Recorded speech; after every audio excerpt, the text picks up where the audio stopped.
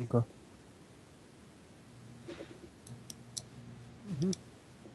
Okay. Okay, guys, we're back. Just trying to fix a little bit of lag for our buddy Laguna, who's filling in as substitute camera guy for today. As I was saying, we're going to move into the second game, which was selected as Runes of Lordaeron for the Thundercleave. Just queuing them up, waiting to see if it pops and works. I think it's an interesting map choice, to say the least, for the Thundercleave.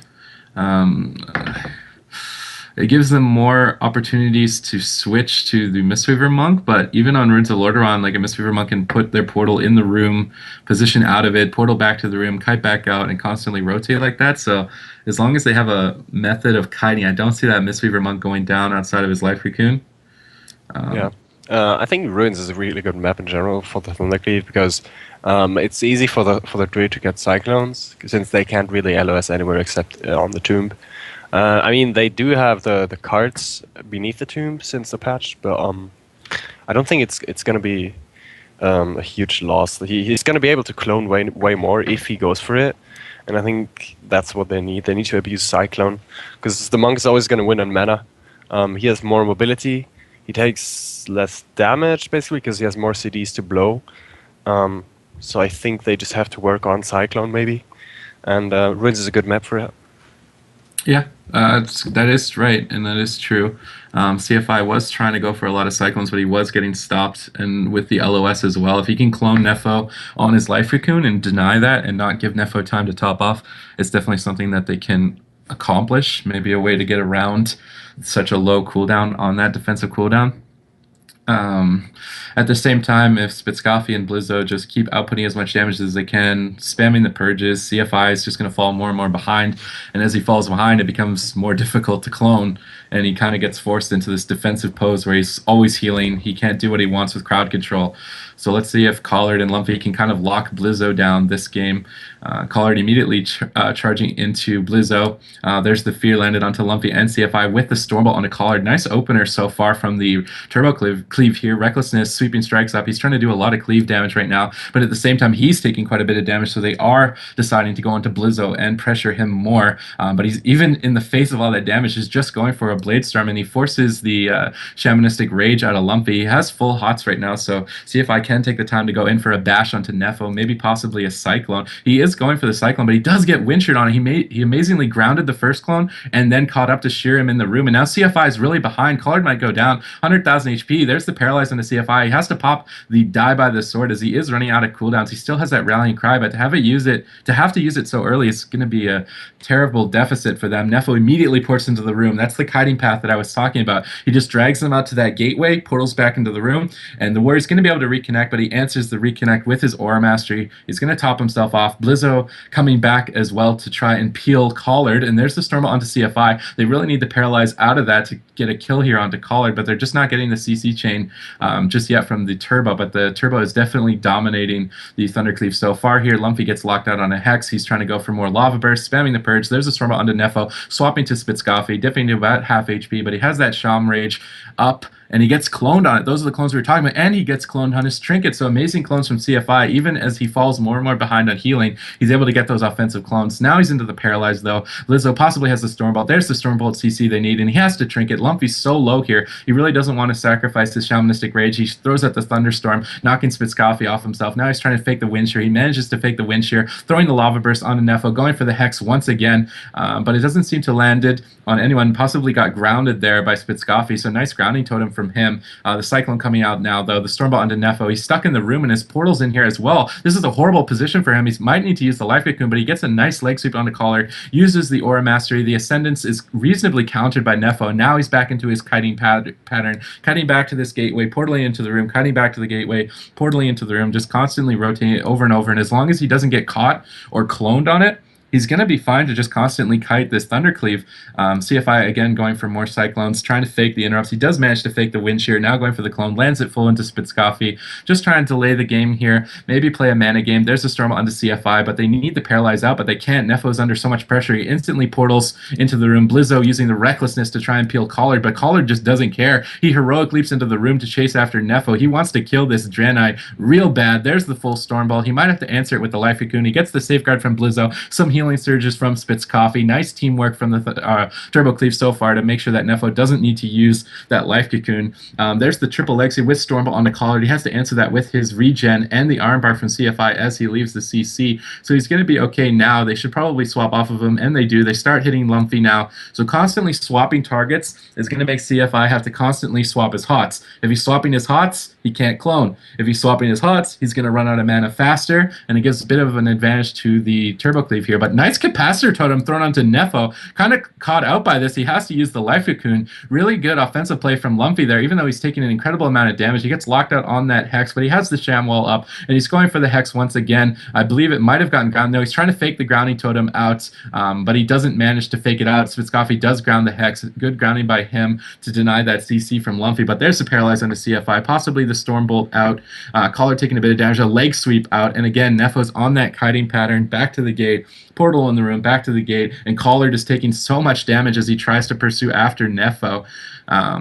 Blizzo and Spitzcoffy are offering so much counter pressure, good purges too, just to keep Collard constantly stripped of hots. CFI has to use the Nature's Vigil just to get a little bit of extra healing. Collard heroic leaps to try and answer the portal of Nefo. A bit of a premature portal, but he's trying to kite him into a position where he can maybe leg sweep him in the room, swap to him. Collard using the Avatar, trying to go hard onto Nefo here, but Spitzcoffy and Blizzo are answering that with damage onto him. Ironbark onto Lumpy there. He's trying to go for a Hex, trying to fake the interrupts, but he's not getting the interrupts yet. He did get locked out by the Wind Shear of Spitzcoffy. So Spitzcoffy's just locking Lumpy down, using his Purge to constantly make CFI fall behind on hots. So he gets to a position where he can't get cloned. Now he gets paralyzed on the clone that he was trying to go for. There's the leg sweep on a Collard. He's taking quite a bit of damage. We're not even into dampening yet, and he is dipping to half HP. CFI's mana is about 69%. Nefo is sitting comfortably at 90. And again, he's at the gateway. He's going to portal into the room after this Stormbolt. He's going to try and save his Life Cocoon. And yeah, portals immediately back into the room, tops himself off with a Susie Miss. Lumpy tries to push in. He throws down the Capacitor Totem. I believe it was killed instantly, though. Spitzcoffy into the clone. Blizzo is doing quite a bit of damage. Pops the Recklessness. He gets Thunderstormed on it. He has to use Heroic Leap to connect back. The Blade Storm onto Collard. He's taking quite a bit of damage, and he's cleaving Lumpy. CFI has a lot of work ahead of him. There's the Ascendance from Lumpy. He's trying to do whatever he can, but Nefo's into the full Stormbolt. That Ascendance did quite a bit of damage, but it's going to get answered by the Life Cocoon, and now Nefo just kites back into the room. He wants to drag Collard and Lumpy into an awkward position where Blizzo and Spitzcoffy can do more damage to them. That Sham Rage is now fading. There's a Stormbolt onto CFI. They need the paralyzed CC chain out of it. They're not getting it, so CFI is going to get the hots up with the Nature's Vigil. That's just a ton of healing. His team's going to be fine for now. Avatar pop by Collard. Nefo does portal actually out of the room, I believe. So he's in the center of the map now, taking quite a bit of damage. This is not where he needs to be positioned. He's going to have to trinket that Stormbolt as a result and get the Aura Mastery Soothing Mist, but he gets bashed on his Aura Mastery. They're starting to punish Nefo pretty hard for not maintaining his kiting rotation. He is finally back at the gateway, throws a leg sweep out. Collard trinkets that. Nefo ports finally back into that rotation, but that was a little bit of a scary moment for Nefo there. He got caught out. I guess he still has his Nimble Brew for the next Stormbolt if he does get caught out like that, should his team play defensive, but it feels like the Turbo Cleaves matchup is just live. Do damage, live. I mean, both teams want to do that, but it seems to be in favor of Nefo's team more often. There's the Life Cocoon forced on the Stormbolt as he was caught in the center of the room, but he will have his Nimble Brew available for the next. There's the Paralyze onto CFI. Lumpy taking an incredible amount of damage. On-use Trinket from Blizzo. Purge spams from Spitzcoffy. Even throwing some off-heals to try and help Nefo as well. Collard dipping to about a half HP. Lumpy as well, about half HP, 200,000 HP. Sham Rage is about to fade with a full fear onto CFI and Lumpy. They swapped to Collard with that. Good swaps from the Turbo Cleave as well to make sure their CC sits. They're not breaking their fears. Constantly switching targets is going to make CFI fall behind. He trinkets. He gets paralyzed on his trinket by Nefo. Good play from Nefo there. And as long as he positions well, I don't think this Thundercleave has a chance. Die by the sword used from Collard at really low HP here. CFI gets locked out on that Cyclone. There's a fear onto Spitzcoffy, but it's going to break immediately. Collard pops the Avatar. He's trying to go aggressive, but he has no defensives. He gets Stormbolt low HP. A bunch of damage coming in. 80,000 HP. Nefo in a great position to just portal away out of this Storm Bolt. There, he portals away, Collard in an awkward position. He's just pursuing. This guy is a madman, just wanting to go crazy onto Nefo right now and kill him, but he's just not able to. Blizzo and Spitzcoffee connect back onto Collard in the room. He's dipping to about half HP. There's the Paralyze onto CFI. They really need the Storm Bolt out of that. Nice leg sweep to answer that instead of the Storm Bolt. Blizzard with the Recklessness, doing a ton of damage to Collard. Lumpy might need to off-heal here, but he is running low on mana. There's the Storm Bolt thrown out by Collard. It's going to be, I believe, Nimble Brewed by Nefo immediately. He's in the room drinking the Mana Tea. He's going to be in a great position moving into dampening later in the game. Collard has the Iron Bark fading on him now. Spitzcoffee actually taking a bit of damage here. He might have to activate the Shamanistic Rage, but Lumpy's under so much pressure.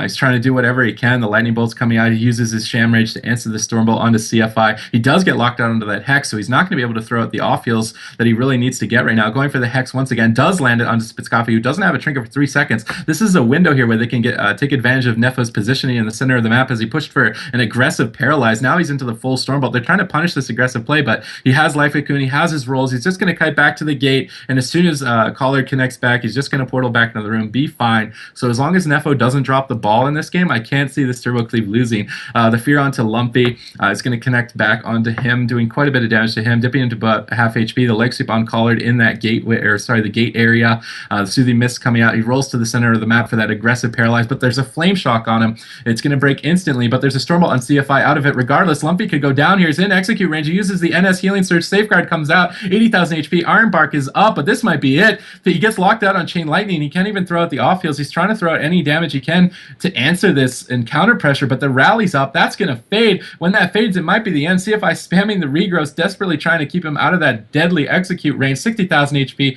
90,000 HP. Stormbolt onto CFI. Lumpy going for the Hex. He gets locked out. 50,000 HP. Nature's Guardian proccing just in time to save him there, but Sham Rage is over, and Blizzo and Spitzcoffee are in hot pursuit to connect onto Lumpy right now. Lightning Bolt's being spammed out. He's trying to do whatever he can, but the Blade Storm from Blizzo is doing a ton of damage. NS Healing Touch from CFI. He's going for the regrowth once again, but he's almost in execute range. Blizzo and Spitzcoffee are pushing in. This is the moment they're going for. He tries to get a Hex. He gets locked out. 50,000 HP. He does have full hots, but CFI is doing an amazing job keeping him up. Lumpy throws down the Capacitor Totem. If he can land this, no, he's going to kill that instantly. This might be it. 80,000 HP, 90,000 HP. CFI gets locked out on the regrowth. That's it. 8,000 HP. He's going to go down. The Turbo Cleave picking the moment of opportunity to finally push aggressive and leave the defensive position they were in.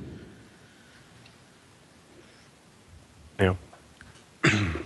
This game, I really was surprised by the rest of the CFI because he was using the trends, actually. He was using the trends as a restorator, and normally you never do it since they don't actually heal for much. I'm not sure why he picked them. I think it's because he really doesn't like the spam purge from the enhanced shaman, so he needs something to heal. Soul of the Forest gets purged every time anyway. Tree is not really useful since he can't line it with any CDs because they have overall pressure, not like that much burst. So I guess that's why he went Trance, but at the same time I think Trance is really risky to use since he loses so much healing with the Soul of the Forest. I mean, obviously he purges a lot, but he's not always going to get Soul of the Forest off. And also Soul of the Forest allows him to NS for full HP with the healing increase. Also, Nefo did a really nice positioning actually that I never saw. He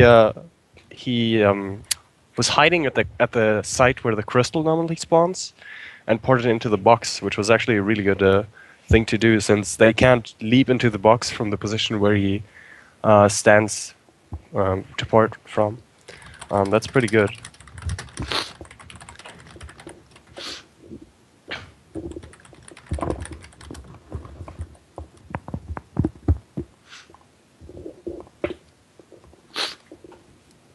Okay, and there was a losers bracket created last night to give a second chance to the teams that were knocked out in the round of 16 that we're going to progress through, but to my knowledge, a majority of the teams were told that they were knocked out of the tournament. That was to my knowledge at the time. So I'm doing my best to get a hold of these teams to let them know that they do have a second chance to play today. Which is the next series that we're supposed to be moving into. The first round was going to be an RMP mirror. Bobs and Bits is PS Hero, Hydra, and Thasia going up against Artist's RMP. But Artist is telling me that his team isn't available right now. So I'm okay. I'm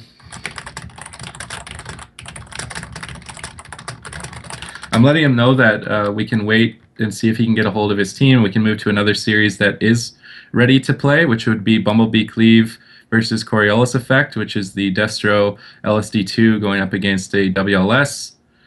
So I'm going to get a hold of them. I'm also going to get a hold of PS Hero to make sure he knows what is going on as well.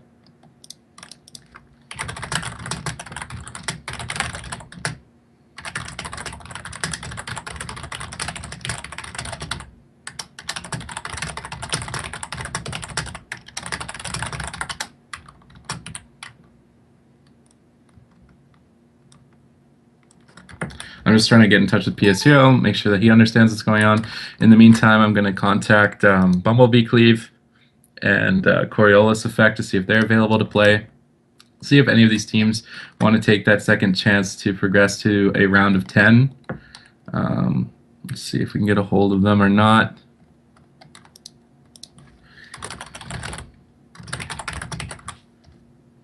Okay.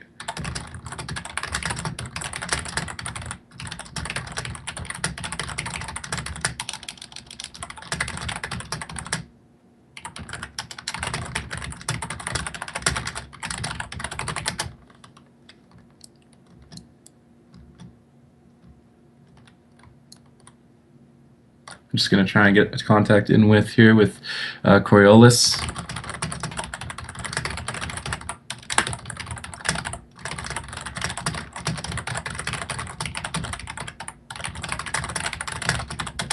What do you think about that matchup, Botar, LSD2 versus WLS, Destro LSD2? Destro LSD2. I think the WLS has a really good chance of winning because they can simply just play really careful, not let the LSD2 do something too dangerous, get the chain CC going. So the WLS will just always stay at the pillar, stop the CC. They have to get the moonkin Destro lock because I think on mana and on dampening the WLS wins. So they just have to live, and they can get a lot of spread pressure going. They have the Mortal Strike. The LSD2 doesn't have Mortal Strike. Destrolock doesn't have that much overall damage, so I think it's really going to be all about stopping the burst from Destrolock and the Moonkin. At the same time, I'm not sure who the WLS is going to go for. Probably on the rest of Shaman, since it's really difficult to find the correct target against that comp, because the Moonkin is going to play trends, he's going to root the warrior a lot, so it's going to be hard for him to stay on the Shaman. But then he can't really go for the Destro Warlock, since Destro Warlocks don't really take much damage, they have a lot of self-healing, and the Moonkins gets tons of procs if you go for them, they do so much damage. So that's kind of a good part of Moonkin Destro Warlock. It's hard to kill them. I'm just trying to get in contact with Bumblebee Cleave and them, make sure that they're ready to play. And I'm going to give Artist a bit of time to try and find his team so we can have an epic RMP mirror between PS Heroes RMP and Artist's RMP. But in the meantime, just trying to find the other teams that are in this losers bracket that was created to give them a second chance to fight for 2 spots. It's not a lot of spots for 8 teams, but 2 spots to fight in the final round next weekend. And I'm just looking for them. Unfortunately, one of them I do not see online right now, so I'm trying to get a hold of them through other means to see if they want to play or can play. One of the other teams is currently in a game. If they are unable to play, they will have to forfeit. It's the sad part of it. I'm just not getting a hold of either of them right now.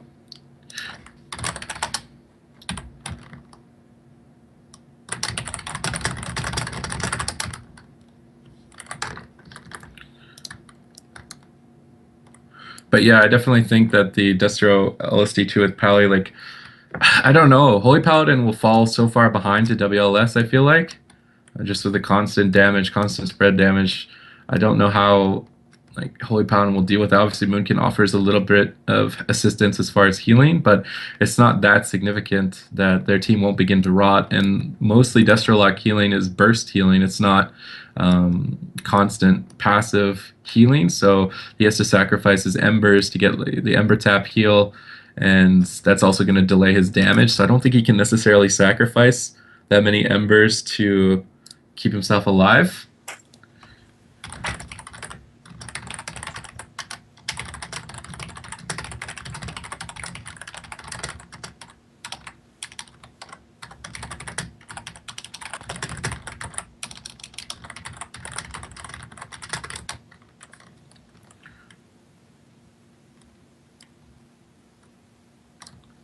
We're just trying to get a hold of them. If we can't get a hold of them, I might just jump down to the next possible series, which would be Gleb U Ego Commanda, which was the Moonkin Mage Pally. Going up against Ripped Russians was the Thug Cleave.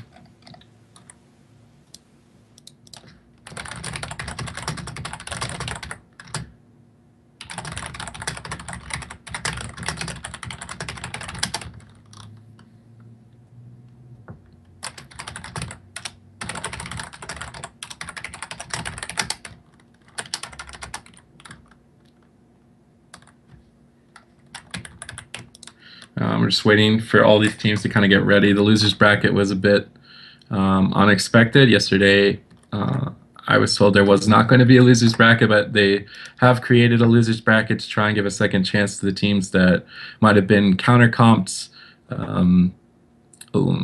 Just maybe a little bit of a more unfair matchup. Second chance to come back to fight for 2 spots. Like I said, that's not a lot for 8 teams, but okay.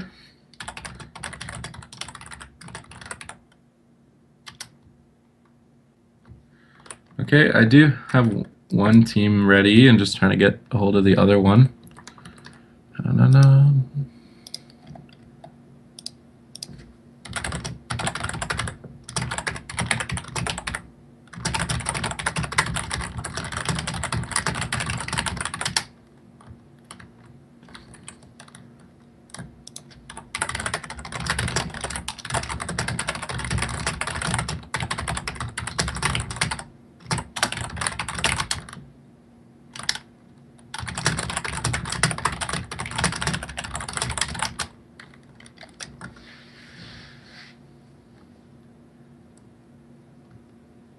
Okay.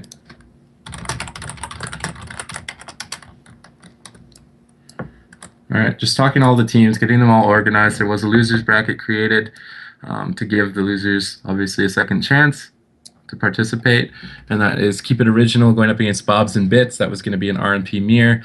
Bumblebee Cleave, Destra LSD2 versus going up against Coriolis Effect playing WLS.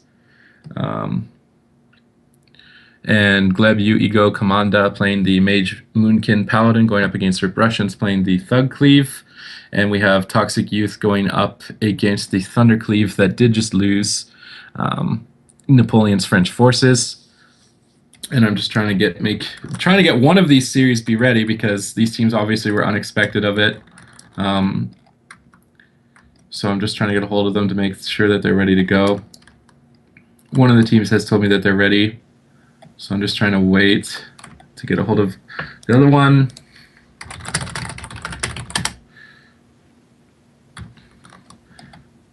And we're really just waiting. That's all. We're just waiting for a response from any of these teams.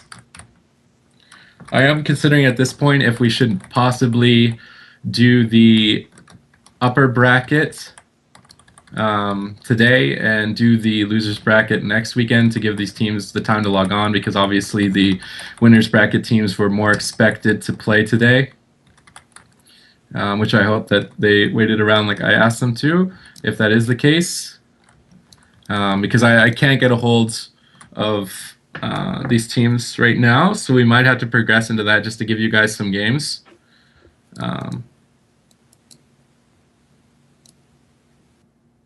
So I'm just waiting. We're going to wait a little bit longer. Okay.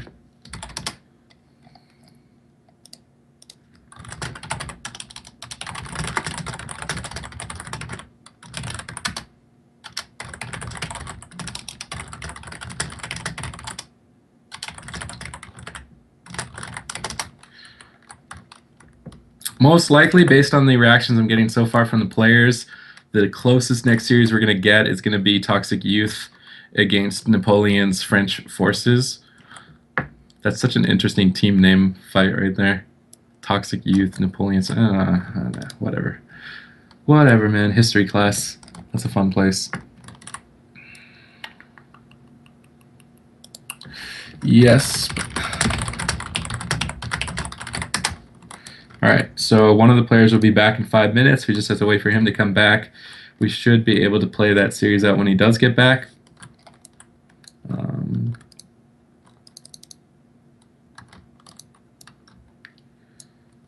And if they are unable to play, then I have to wait for an admin to let me know about disqualifications or possibly delaying it.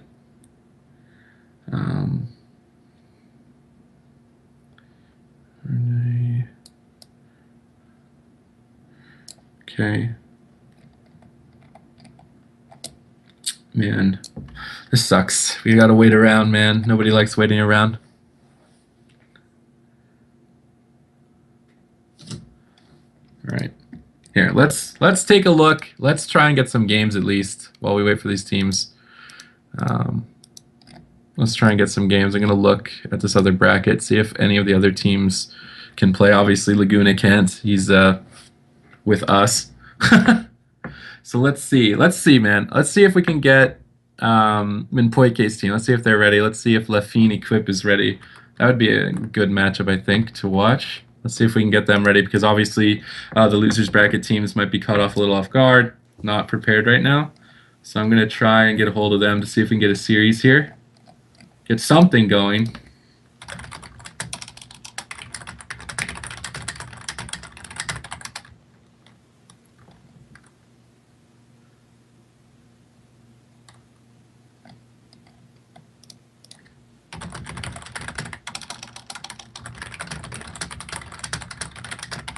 Just trying to get a hold of them. Doesn't seem like anybody's ready or prepared. We're just waiting for them to get a hold of me.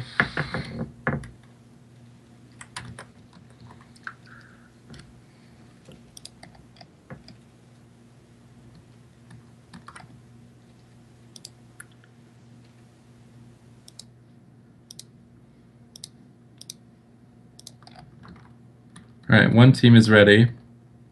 That's good.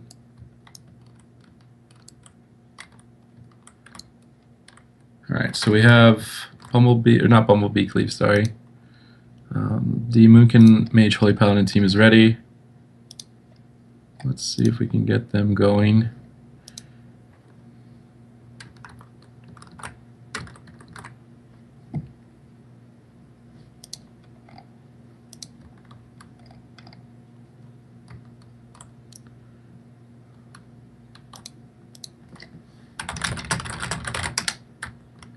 Let's see. I got confirmation from one team. Waiting for confirmation from another team. See if they want to fight it out for a second chance at 2 spots in the final round of the tournament next week. Okay, I do have both teams ready, actually. So it is going to be Moonkin Mage Paladin going up against, let me confirm this, Thug Cleave.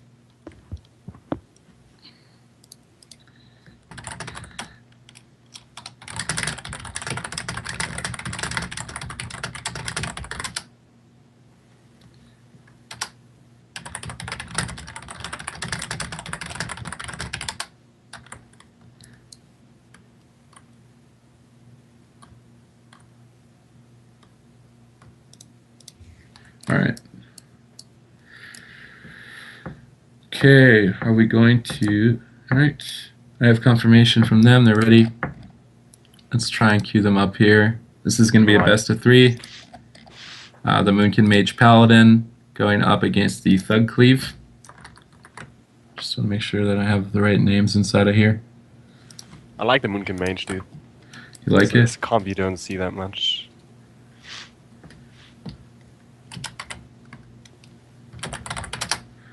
Alright, let's get them in here, man. Let's get another series going. Alright, so it's going to be Mage Moonkin Paladin going up against Thug Cleave. I feel like this is a matchup the Moonkin might be able to win. Yeah, honestly, I think for the Moonkin Mage Pally, just the fact that they have a Pally in a caster cleave makes them really good against Hunter cleaves. It doesn't matter if it's like jungle or something else, because they have a lot of peels. If it's a Pharaoh, if it's a rogue, it's really easy for the mage to peel them. They can spam, they can rotate a polymorph and clone, also roots, onto the rogue and just focus the hunter. The hunter takes so much damage, and he doesn't have any escape mechanics. He only has deterrence, but it's not gonna matter. Like he still takes the damage until he uses it, and he can't get out of combat like the rogue. He can't cloak or vanish. The hunter is a really good target for Moonkin Mage.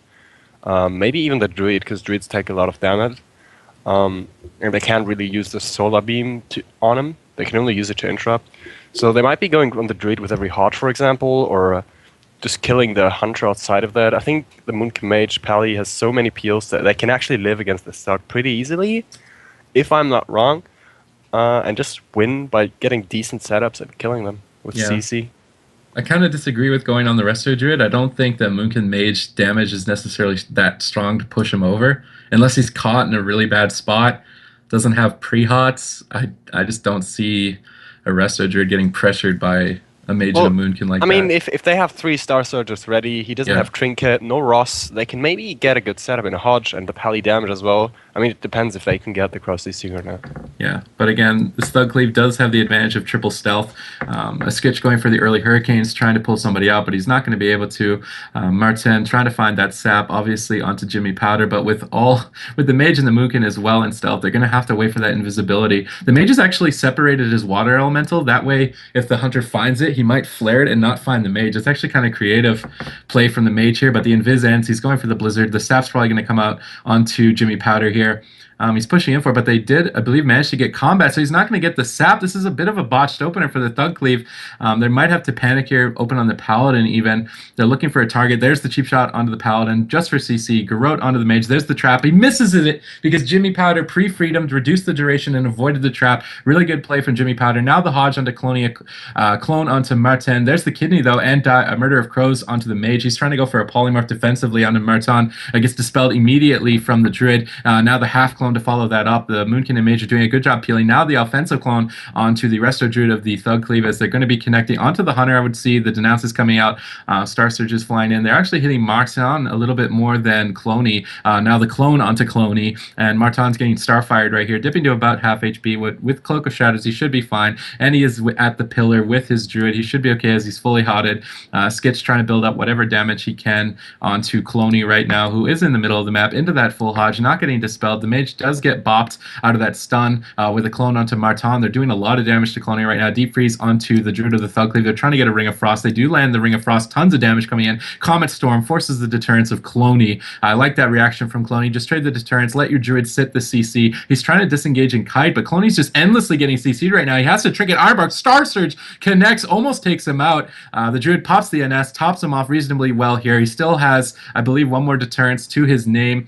Ironbark up onto Cloney. It's going to be fading shortly. There's a trap onto Jimmy Powder finally, but a Skitch answers that with a clone onto Cloney. The Solar Beam comes onto the Druid. It misses it on the clone, but a Skitch answers that immediately with a clone. Pops the Celestial Alignment. He's going to be doing tons of damage, but immediately Cloney uses the Barrage and Murder of Crows onto the Mage of the Moonkin Mage Paladin, dipping to about half HP. He gets locked out on the Polymorph, going for the Frostbolt. It's going to build up his Icicles for the next assaults here in a few seconds as the CC cooldowns run up here.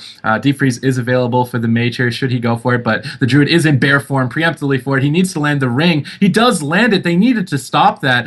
Cloney could be in trouble here. The Comet Storm comes down. There's a trap onto Jimmy Powder, but they can't go offensive with it. The Thug Cleave has to play defensive back here, and that's to the advantage of the Mage Moonkin Paladin. A Skitch going for some Starfires on that hodged up Cloney right now, dipping into about half HP. The Denounce is even coming in.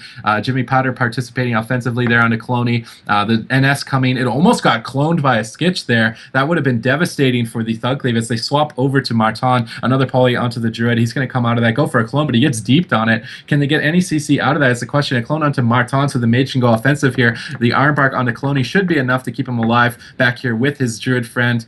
Swiftman's coming out. He's going to be able to top himself off, but so far they haven't even forced an Ice Block. They forced one bop, no trinkets on this Mage, Moonkin, Paladin, and they're sitting pretty as we move deeper into the game. There's Shadow Dance. Finally, some offensive pressure, but the trap was sacked by Jimmy Powder, so that's going to break immediately. The Mage going for Polymorphs, clones onto Marton's Shadow Dance. Skitch trying to lock that down as best he can. The Mage trying to push in now that the Shadow Dance is over and get that offensive Polymorph. Now a Deep Freeze onto the Druid with a clone out of that. Poly onto Marton. There's the triple CC that they need to win this game. Hodge onto Cloney, chunking him to half HP. He's going to disengage away. Ice Nova connects, 90,000 HP. He's trying to LOS for his life right now. The Druid is trying to cross the map, but he gets cloned up half in the center. He's trying to get back to Cloney right now. He does manage to do it, gets the NS off, tops him, and saves him for now. As we progress further here, Marton is just spamming the backstabs, doing whatever he can, waiting for that Shadow Dance to come up. But still, there's only the Trinket Force now from a Skitch. That is a bit of an opening if they want to use maybe a Smoke Bomb swap. They still have the Smoke Bomb. They have not used that yet, should they decide to go for it. But a Skitch is just spamming the clones out onto Marton. He's going to get locked up, but he is in stealth. No, he's going to actually got cloned on his stealth, so that's going to be canceled. There's the Polymorph on the Druid. Full Hodge on the Cloney. He has his Trinket. That's very greedy that he's not trinketing that. Dips into about half HP. The Icicles connect. 50,000 HP. Clone on the Druid. This is it. Star Surge. Boom. Headshot. That's it. Rippin' pepperonis. That's going to be it. The Thug Cleave getting taken out, man. That was awesome. It was actually exactly what I expected. Like the Moonkin Mage Pally, it makes it extremely hard for the Thug Cleave, especially a sub Thug Cleave. They don't have too much overall damage. It makes it really hard for them to get a proper target. They can't hit the Moonkin. They can't touch the Mage at all. Pallies are quite tanky. They can't really go on Pally since they get CC'd a lot. I definitely think the Moonkin Mage Pally actually abused their CC well enough that they got the control they needed to get the cross CC going and just finish the Hunter quite fast. Yeah.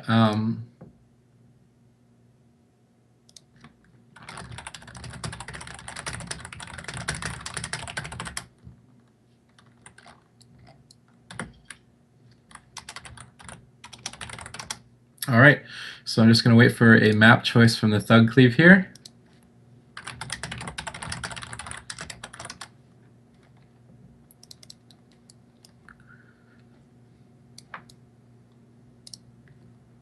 What do you think the Thug Cleave has to do to get a win?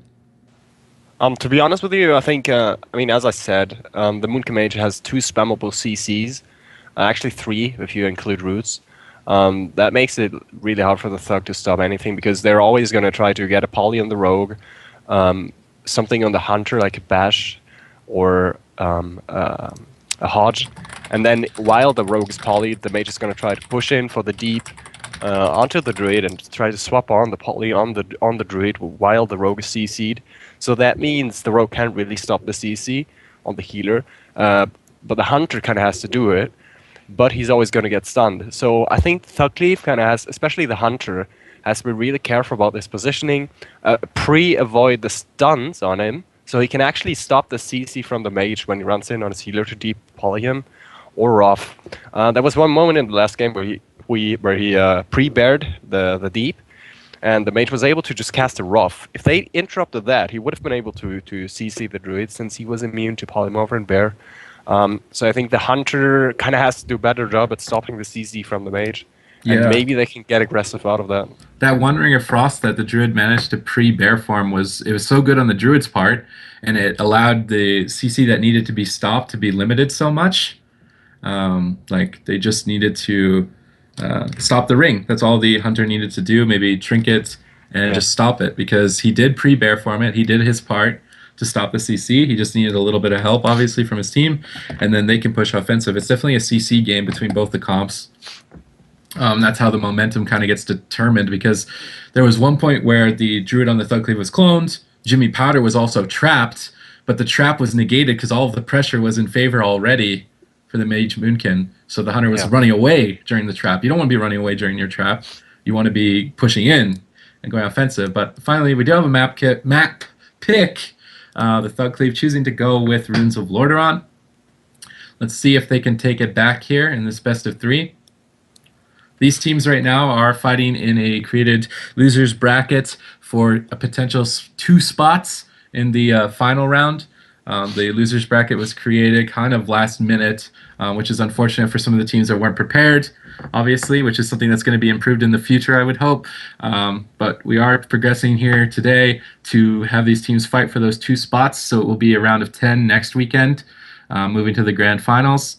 And we do have a map pick. We're just waiting for these teams to be ready and to take the queue. It's going to be fought out on Runes of Lordaeron. Okay, there was a bit of a problem with the add-on. We're just going to wait. I think we have to wait for the game to time out. One queue is taken and not taken by another, so we're just going to wait for it to kind of even out. Wait a minute.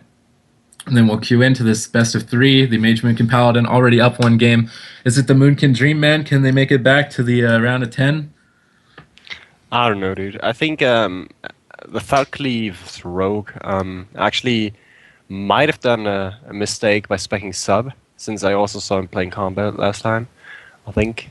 And I mean, I understand the rogue's path, since I'm playing rogue as well, and if the Moonkin Mage can really easily CC his buff, so playing combat might be really frustrating, since you're going to lose your buff a lot. But then with sub, I don't think they have enough damage to get the pressure they need, because Thug has decent amounts of CC, but it's not too much. They have to finish within a CC, like a trap and hodge off or something, which is not that much, with 15 seconds, and they have to have a lot of damage. I don't know if they have that damage with sub. Maybe he should just go combat. Yeah, I see him wearing daggers, so I'm going to be assuming that he's playing sub again.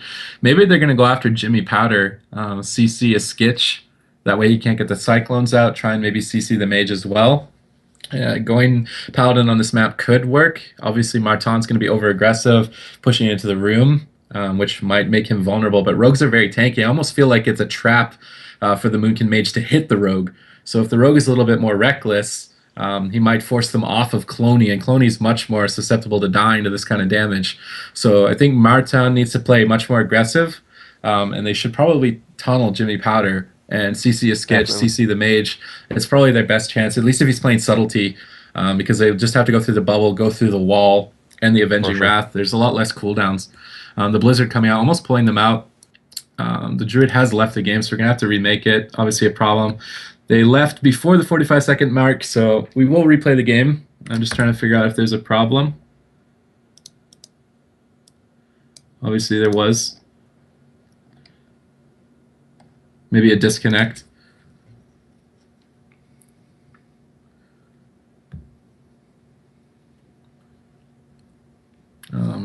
Just going to get in touch with them.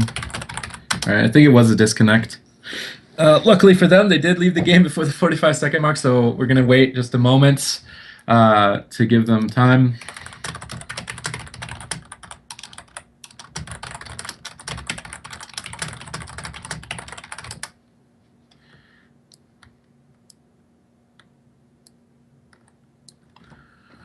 Give them time to come back. They did DC before 45 seconds, and they managed to leave, so it will not be forfeited just yet. I'm going to give them, let's say, I think it's fair for 5 minutes, but at the same time, unfortunately, it was the person that I have on Real ID who disconnected, so I'm trying my best to see if I can get in contact with him through another way.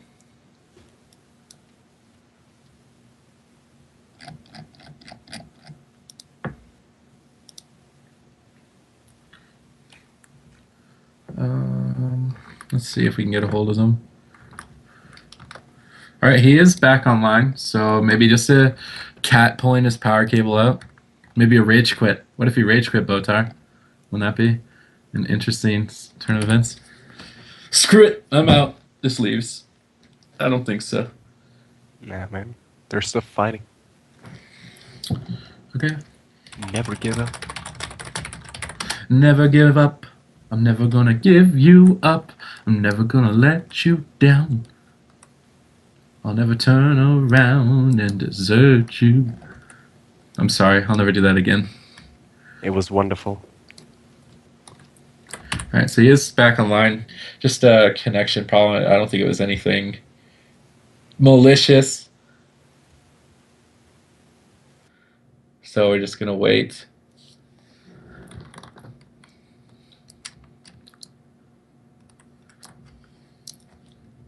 For them to let me know that they're ready so we can continue the series. The Mage, Moonkin, Paladin taking it pretty convincingly there.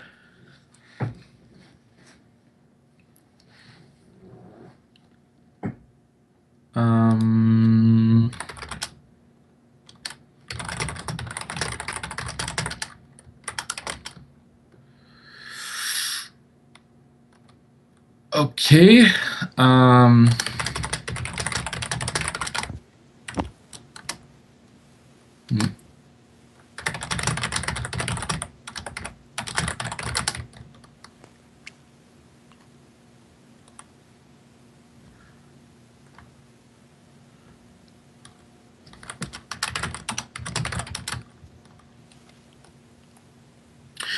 I think the rogue on their team possibly thought that they lost when he DC'd and left. That's what I'm being told. Really? Yeah, That's so bad. that is. I think I announced he didn't leave, but I wasn't able to get a hold of the rogue. Obviously, let's just wait another 3 minutes to see if he can get a hold of his rogue. Who, I mean, that's a sad part, man. You probably joined the game. And It like, oh my is. god, you DC'd! No. He's like, oh, we lost, and then leaves. I mean, in the end, it's gonna have to be a forfeit if he's not able to get a hold of him. Unfortunately. Yeah. And the druid is pretty convinced that he's gone.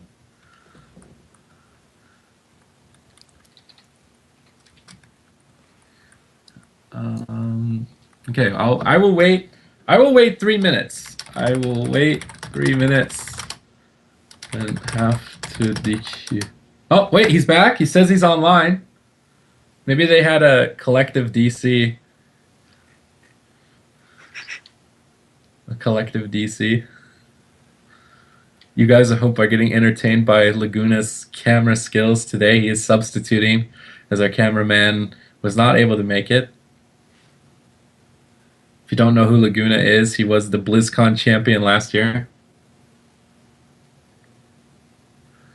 That's a pretty epic title to have. Let's see. He's telling me that the rogue is pissed off. Okay, I don't. Okay, can he play? I mean, it's okay to be pissed off, but can he play, please?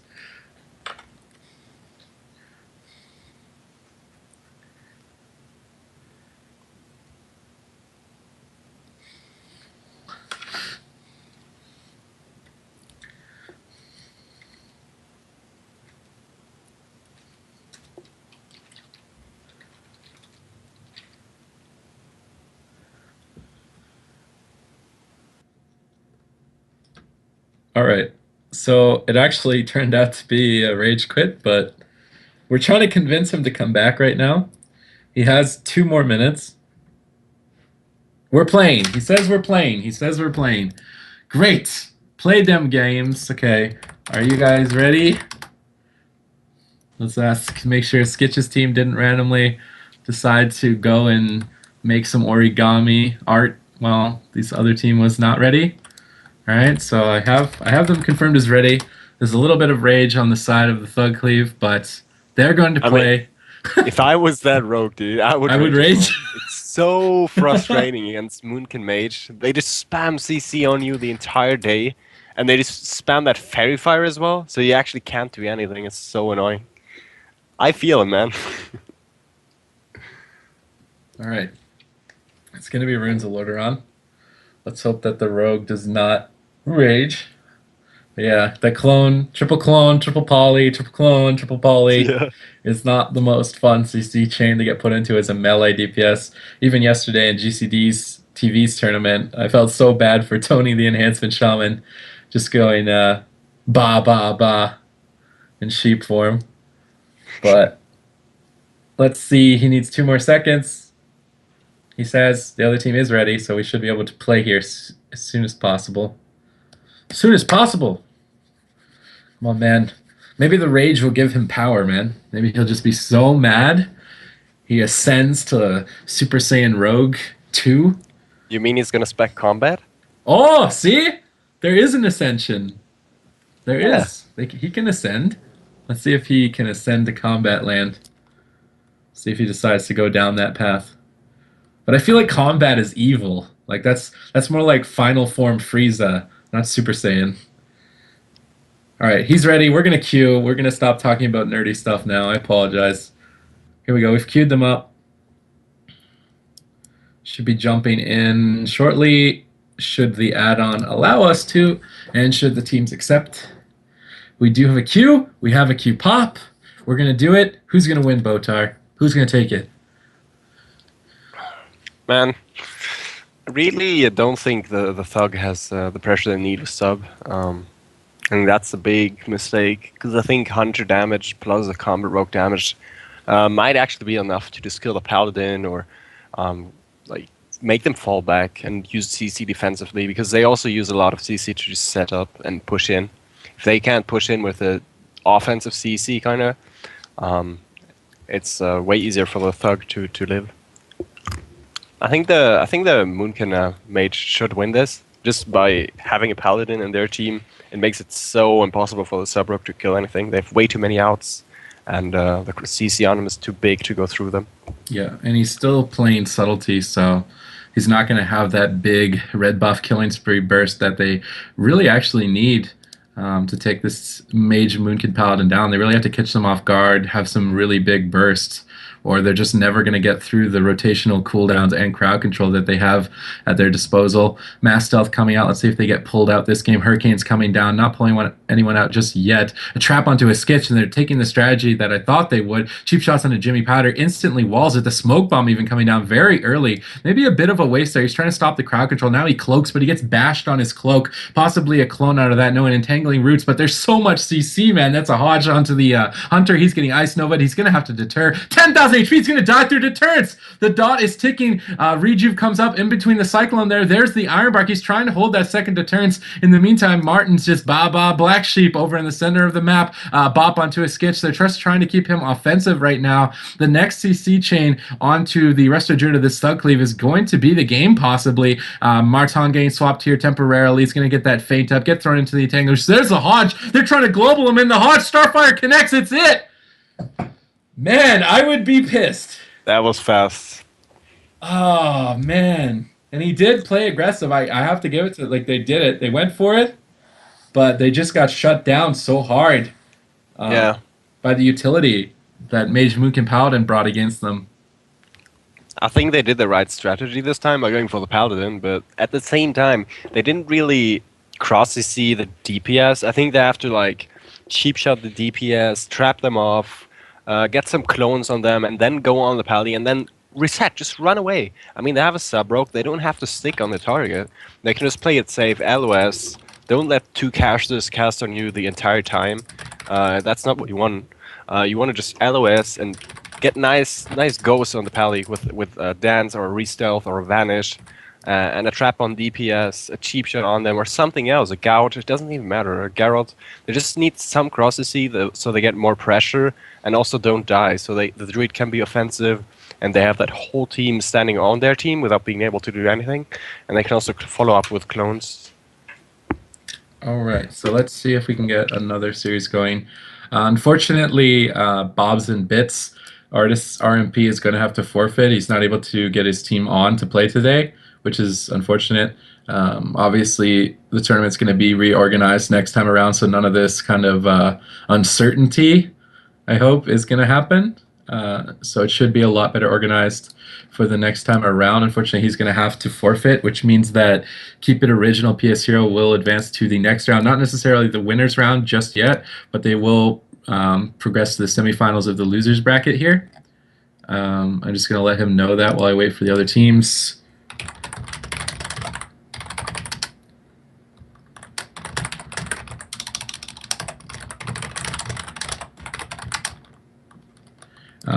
But yeah, especially with the recent Trank Shot nerf to 50 focus, the Bop just can't be purged.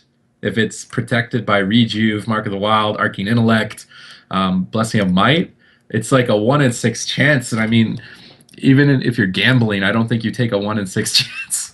It's not It's worth so that hard, 50 focus. man. Especially if they go for the paladin, it means that the pally most likely uses the denounce glyph, which almost every pally does, and it's actually giving you one trash debuff every time you cast a holy shock. So he always has those 3 trash buffs on himself, and it's so hard for the hunter to just remove his buffs since they changed that focus cost. Yep. But thanks to the RIP Russians team for participating. They did put on the games, they did play, they didn't rage quit. So I'm thankful for that. Okay. I have confirmation that one team is ready. We're just going to make sure that the next team is ready. Is your team ready? All right, Raw. We've got Coriolis Effect that are ready. I've got a lot of teams getting back in touch with me. Okay, we're going to do another series first. All right, so what we're going to have is a Thunder Cleave going up against an LSD2. It was a pretty common matchup last season, season 15. I haven't really come across it too much this season just yet.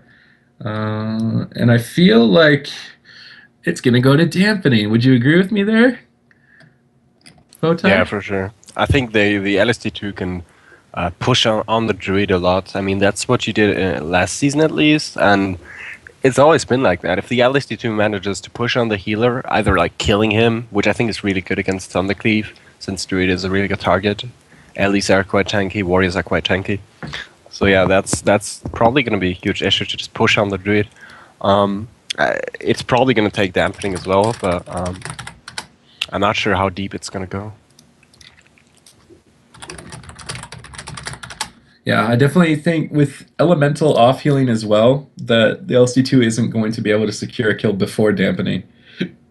And Resto Druid healing through LSD2, it's reasonably well, I think. But if the LSD2 can pressure the Resto Druid, that's when it's going to start tapping his mana significantly. Yeah. Let's see, let's queue them up.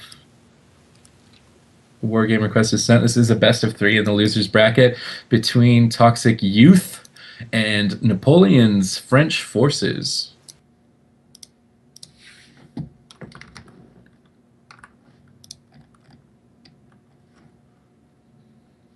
All right, so we do have Swapsy playing the Warlock, Gizmo on the Restoration Shaman, and Al Pro playing that Balanced Druid. On the side of the French Forces, we have Lumpy playing the Elemental Shaman, CFI playing the Restoration Druid, and Collard playing the Arms Warrior. So there's going to be a lot of AoE pressure, I feel, a lot of swapping going on. I feel the Thundercleave, they just have to commit to Gizmo. They won't win late in dampening, I feel. There's the potential, I mean. With Ellie's Shamans being very tanky, there's potential to take it, but I feel this first game they should probably play a little reckless, try and test the waters, see how much damage they can take, go after Gizmo, because if they find that weakness in the Restoration Shaman and tunneling him, and it works out and they get the kill, then that's the strategy I think they need to stick with. Sure. And if they want to test it now, they've got that one loss to really kind of feel it out. But the gateway is going to be tossed out here shortly. Collard could have stopped that potentially, but he does get Trent rooted by Alpro. So good early defensive play from CFI there not CFI, Alpro to stop Collard. The hots being thrown out onto the entire team, kind of preemptively expecting the dots to go on everyone. Swapsy with the Dark Soul already. Alpro going for a Cyclone onto Lumpy. Shadowfear onto Collard. Throws the Stormbolt over to Gizmo. He's trying to connect onto Swapsy to try and lock down this Dark Soul, but he's just using the Soul Swap so far to keep his dots up. He's not going to be casting too much, so he's not going to get locked out for the remainder of his Dark Soul. The clone does get locked out from Alpro from Lumpy there, but he also gets pummeled on the Lightning Bolt, and he's taking a bit of damage here. Full dots so far onto the entire Thundercleave, so they're going to be under a bit of pressure, and CFI is kind of overhealing too much, I feel. He should be just intending to keep some rejuves up, not casting those regrowths like that, because it's going to tap his mana significantly faster, and he's going to need that because this game will go long. There's no way that it won't outside of some extraordinary RNG burst. Collard finally pushing him very aggressive onto Gizmo. This is the kind of play that I wanted to see from the Thunder Cleave. Clone gets reflected, or sorry, CFI goes for the clone into Alpro. He's going to land it. Gizmo not taking just a lot of damage yet. There's a triple fear that's going to sit. He's purposely not attacking Gizmo so that fear sits to try and peel the Dark Soul of Swapsy. So really good fear from Collard there, and now he's immediately swapping to Swapsy to lock down the rest of his Dark Soul damage. So he's just going to portal away. CFI has to use the NS and the Iron Bark, but the entire Thundercleave is loaded up with dots. CFI just spamming the rejuves, trying to play catch up right now, going for some dispels on the dots, but now the Star Surges come connecting onto CFI to try and punish that UA dispel. He gets the Swift Mend off behind the pillar, gets the regrowth off. He's going to be okay. Gizmo is actually pushing up right on top of CFI, possibly going for some purges. This LSD2 is playing very aggressive right now. Bash on the Collard. He's going to put up the Master Reflect and stop the clone out of the bash. Avatar coming out from him onto Gizmo because of the offensive play. The gateway is reasonably far or close behind them, so if they need to play defensive, they can. He is starting to make his way down there. The clone coming out from Alpro. He's trying to fake the interrupts. He did fake the wind shear. Stampeding Roar coming out to give Gizmo time to pull out because that offensive push didn't seem to accomplish much. Clone coming out onto Collard, trying to lock down that on-use trinket. So nice awareness from Alpro to stop that extra damage. Sham Rage used from Lumpy. The Solar Beam did lock CFI out on that Cyclone, so he's falling really far behind. The Iron Bark even had to be used. Nice clone. That's going to stop all of the healing coming in from CFI, and they can just swap over to Collard. The LSD2 has the ability to do that. Swapsy pulls out a second pet to try and lock CFI out, but he's just using the instant cast so far. Collard has to use the die by the sword to reduce some of this damage coming out from the LSD2, but this is not looking good so far for them. The only real advantage right now is that Gizmo's mana is slightly below CFI. There's the clone onto CFI, though. This dot pressure is going to start to sink. Star Surges come crashing in onto Lumpy, who's pushing up for a Hex. He does land the Hex, but Alpro can just dispel it, and he does. Gizmo going for those Unleash Riptides. He is playing the double Riptide, so he's going to be able to heal multiple targets very easily like this and have double Link to heal through the burst. Clone coming out to Collard, and CFI is actually playing Tree Form. I think that's a bit of a mistake. They're swapping to him in the Tree Form with Haunt, but this Tree Form is just going to tap his mana. He doesn't need that burst healing, and it's just going to cause him to be spamming regrowth and using his mana too inefficiently, which is not how you have to play against an LSD2.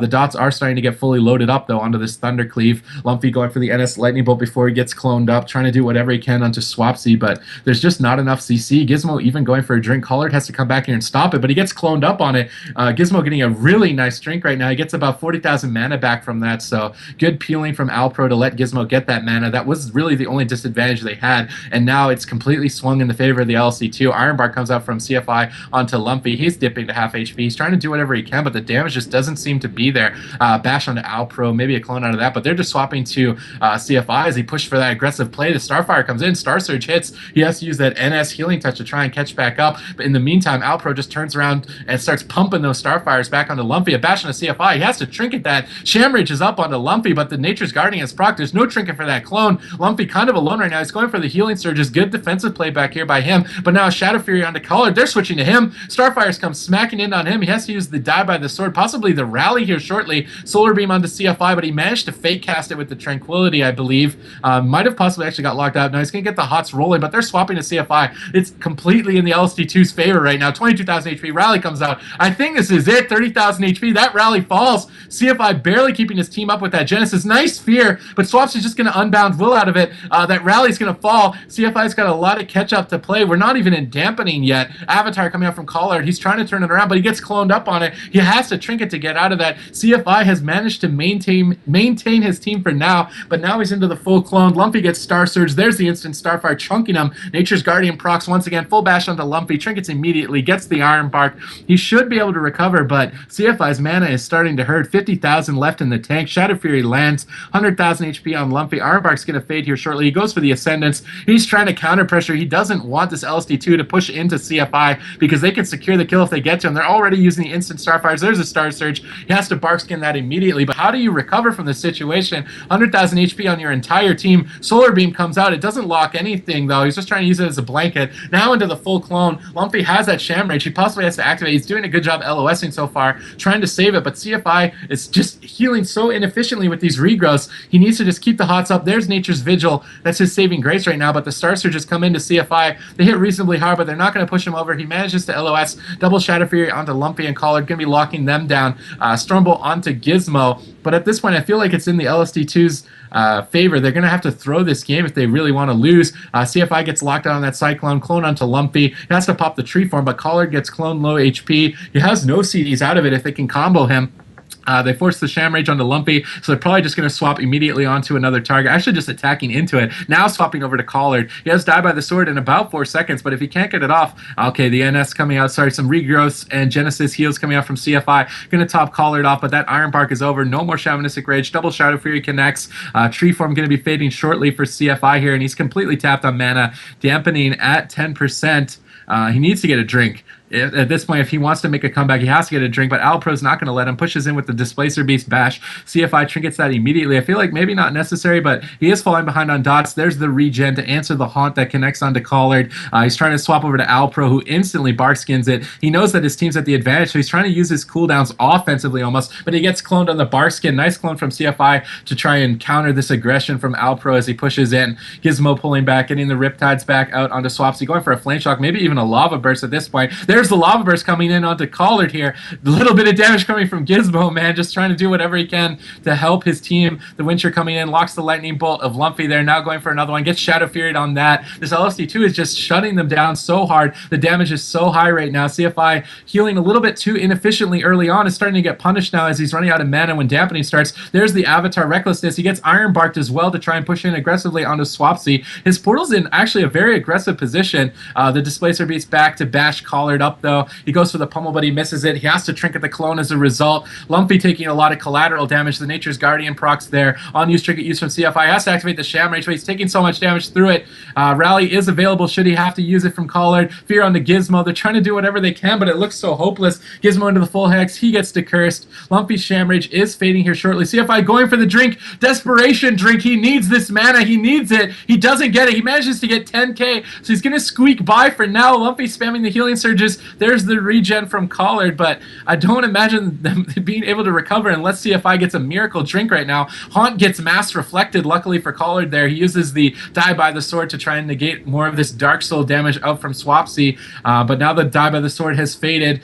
Sham Rage is not available. Iron Bark is not available either, and this LC2 is pushing in for the kill. Barkskin is used from CFI. Alpro going for some Cyclones onto Lumpy, trying to deny any extra healing. The Tranquility is used from CFI here. If he gets his Tranquility off, he gets Solar Beamed on it. He's in trouble, man. 60,000 HP, but he manages to bash up Alpro, possibly going for the Cyclone. He's going to get the clone, but he's almost just going to die to the dots. 50,000 HP. Stormbolt onto Gizmo. Desperation time. They're going onto Gizmo to try and do something. Avatar comes out. Fear onto Lumpy. CFI 90,000 HP. No mana. This has to be the end for them almost. He's going for the drink. He has to get some heals off or he'll die to the dots when he goes for it. Lumpy so low. Collard so low. Regen comes out. Sham Rage up. Gizmo is actually but he's going for the Lava Burst. He's just trying to end the game right now. Clone onto Collard, low HP, has the rally when he comes out if he can get it off. Lumpy kind of getting Star Surge right now, 90,000 HP.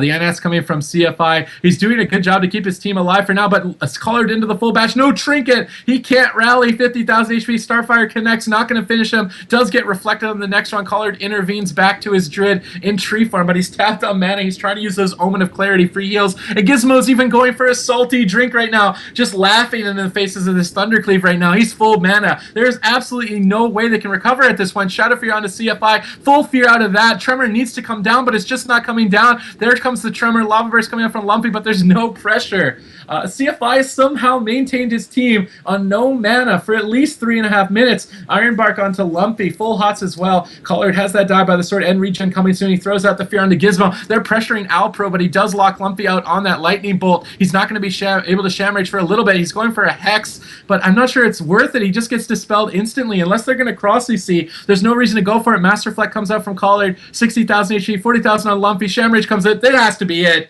And it is Shadow Fury onto CFI, securing the game. And man, that was one-sided. Their damage was insane of the LSD2, man. That was brutal. To be honest with you, I think the LSD2 is so hard to stop. Like the moonkin does his damage no matter what. Even if you go for him, he does even more. almost the same for the Waller. You can't really stop his damage. Even if you kick him, he's still going to do the same damage because all he does is keep his dots up and get those haunts on CD. But it doesn't matter if you interrupt him; he's always going to get them. And he doesn't have to go for Fierce as well, so the Warlock really doesn't care if you go for him. I think the Thundercleave only has to go for the Shaman. I think it's the only key. They have to sit on the Shaman, be max aggressive, spam those clones on the DPS, on the Moonkin, on the Warlock, and just rotate that. Try get pressure on the Shaman. Just kill the healing stream totems. Make the Shaman not be able to purge that much, because he's always been purging offensively all the time, and that's actually why they got that insane pressure. Because every time the Moonkin pops his cooldowns, he can drop the whole team on his own, and then afterwards the Shaman is trying to purge even more to keep the pressure up until the Moonkin has CDs again, and it's snowballed more and more. Every Moonkin CDs they drop by a few percentage, and just until they were and dead. So I think the Thundercleave has to be offensive, has to sit on the Shaman and get pressure rolling. They can't play defensive and let the LSD2 go to dampening because it's exactly what they want. Yeah, I feel like it's a little bit of an uncertainty. Like Collard's not sure of how much damage he can take when he pushes in, and maybe CFI is also not confident in how much damage he can take. But they have to go for it, and that's why I wanted them to experiment in it last game while they had that second chance if it doesn't work out. Because now they've played it out to the long game, and they know that it's hopeless. I mean, they need to just get on Gizmo, punish his purges, punish everything that he's doing, force him to have Earthshield on himself, try and run him that way, Cyclone Alpro, Cyclone Swapsy, CC them, because that's the only way you're going to stop their damage. Swapsy is a great walk. He uses his portal efficiently, tries to fake cast. You're not going to lock him down that easily by going on him, so they just need to kind of just go for it. All in on Gizmo, 100%. Collard's just going to be connecting onto Alpro for now, so they're going to be experimenting with that damage onto him, it would seem. He's going for the Cyclone, trying to fake cast the pummel here, which I believe, no he didn't. He landed the pummel onto the Cyclone. Good work by Collard, but now he's into the full bash. They're going to punish him for pushing up here and then throw him into the Cyclone. So much CC onto Collard. Dark Soul from Swapsy. Dot's starting to get loaded up, and CFI is already down 10% mana. He's kind of preemptively healing. I feel like maybe he should only maintain one rejuve, try and conserve his mana early on here now that the Dark Soul is over from Swapsy. Gizmo as well, I believe, gated back to the tomb here. Collard is trying to connect back onto him as soon as he can, just not able to with all the slows and CC. There's the Shaman Rage from Lumpy. He's going to get dispelled from CFI, so he's going to be fine with that, and Gizmo just reconvenes back into the room here, so Collard's going to have to push in over aggressively here. He's got the Iron Bark to do so he's going to take the time here to push in, pops that Avatar. He's not using the Recklessness. It's important to note that out. So he's trying to force some cooldowns here and save it. Now the Recklessness coming out with the Sweeping Strikes. He's going to try and cleave the team down, but it's now the Thundercleave that's rotting. CFI's got a lot of work. He gets bashed with the NS. He has to Trinket just to get the NS off, but he got Star Surged so huge, and Alpro is just going crazy on him. He's going to clone the Barkskin. Nice clone, but they are starting to punish Gizmo in the back here. He had to use the Ascendance Aura Master. That's a lot more pressure than they were getting last time. They just have to keep it up, survive a little longer, stick on Gizmo, keep the purges up on his Earthshield and his Riptide. There's the Shadow Fear onto Lumpy. They're loading the dots back up onto him. No Shamanistic Rage for about 8 seconds. CFI trying to go for the Cyclones. That's the CC they need. He gets Solar Beamed afterward and locked out on his Cyclone, so Lumpy are kind of left alone here in the room. Good Fear onto Swapsy, though. He's going to be stuck in that for a little bit. The Tremor Totem comes down as the Fear breaks. Collard using the Die by the Sword. He's using his defensive so that he can stay in the room. He can stay connected onto Gizmo, because that's their only chance. They have to go for it. Gizmo's taking quite a bit of damage. He's positioning by the gateway now in case he needs to make an emergency getaway. Collard into the stun, triggering that immediately to try and keep the pressure up, but he gets cloned on his Trinket. Good clone from Alpro. Good peeling so far to keep them off of Gizmo, and he seems to be tanking them fine so far. He still has the Spirit Links, obviously, and no Trinket, though, with Stormfront. He's going to gateway back to the room. I like that. Kind of across the map, gate back to the room, because the Warrior is more susceptible to damage in the room as opposed to the tomb, and you can see that now as he's dipping to half HP with a clone onto CFI, but Gizmo's mana is hurting way harder than last time, so I think this is working. If they can somehow survive, this is the strat they need to stick with. Shadow Fear onto Lumpy, trinkets that immediately to try and keep the pressure onto Gizmo. CFI uses the Barkskin as he pushes into the room even with his team, activates the Nature's Vigil to try and heal through this extra damage. There's the Stormbolt onto Gizmo, chunking him kind of low, half HP, 190,000. Lumpy getting cloned up, though. Solar Beam locking the regrowth of CFI, immediately activates Bear Form and that Frenzied Regen. That's a good heal to use when you're locked out and you don't have the ability to use your other hots, so it's good play from CFI there. There's a clone onto Collar to try and stop the damage. A bash onto Gizmo, Hex onto Swapsy. He gets dispelled by Alpro instantly into the clone now. He has to trinket that into the half clone. CFI is able to get these cyclones even under so much pressure, so good on him for that, but he's getting punished now for it. 60,000 HP, has to retreat back to the tomb.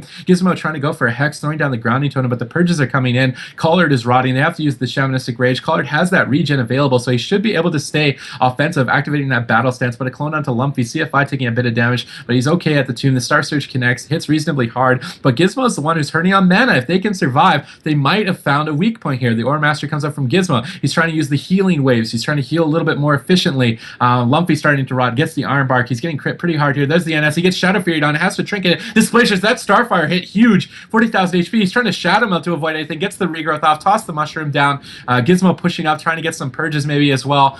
Dispelling some of the CC coming out from Lumpy, I believe there. There's Die by the Sword, 20,000 HP. Might die through it. Rally was used earlier. It's not available. CFI getting crit huge. Frenzied Regen heals coming out. Regen comes out. Life Bloom is up. He's trying to stay alive, but these Starfires are doing so much damage, and Gizmo's drinking in the room. They have to stop this drink. That was the only advantage they had. They're going to manage to stop the drink, but he did get some mana. Hex on the Swapsy, dispelled instantly from Alpro. CFI got locked out there by the Solar Beam. Double Shadow Fury comes in. Clone onto Collard. He's choosing not to trinket. I feel like he might have should, or he did manage to actually avoid the Capacitor Totem while sitting in that clone, and Lumpy might be in a bit of trouble here. Shamrage is up. CFI taking the big brunt of the damage, though. 10% HP. Drain Soul is up. Will he go down? And he does. It looked a lot better that game, though. I feel like they went for it. Just a little bit more pressure, a little bit more healing. They might have been able to do something, but this LSD2 definitely shut them down well. Yeah, they finished the team even before dampening started, so that was actually pretty awesome for a dot cleave. I think Collard's team really did well, the Thunder Cleave. By going Shaman, they found out that it's the weak part. But at the same time, this arena is really hard for the Shaman strategy, since he's just hiding in the box, and Collard always has to go into the box. The Shaman is just standing back. He has to go into the box, and when he does so, the Moonkin and the Warlock just push on the Druid, on the Rest Druid, which is on the tomb, and the Warrior is in the box. So that means that the Druid can't heal the Warrior, because both DPS are standing between him and the Warrior. So he can't really heal that much, and then everything starts to drop. The Warrior starts to drop, Druid starts to drop because he's trying to get to the Warrior, but the Warrior has to go to the Shaman. If the Warrior goes away, the Shaman is full HP, and he can go for the drinks. So I think that arena really stopped them from sticking on the Shaman, and that's why they dropped so hard, because the Warrior didn't really know if he could push in or not, and same for the Druid. Like, he didn't know if he wanted to go into the open field, which they instantly punish him for by just one-shotting him, as we just saw, or if he just wants to stay back and get his Warrior back to him as well. I think it was a huge issue that he couldn't never heal the Warrior when he wanted to.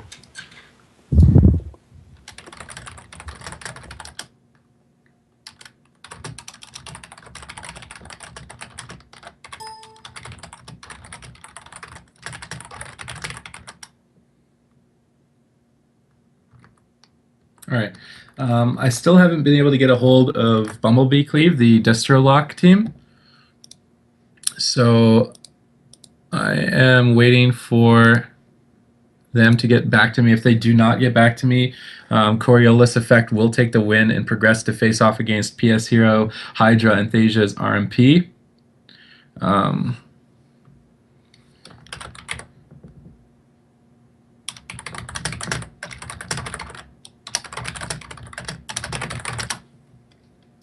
All right, let's try. I'm just going to look up here.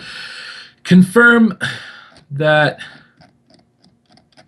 they are, in fact, the people I think they are before I disqualify them, obviously.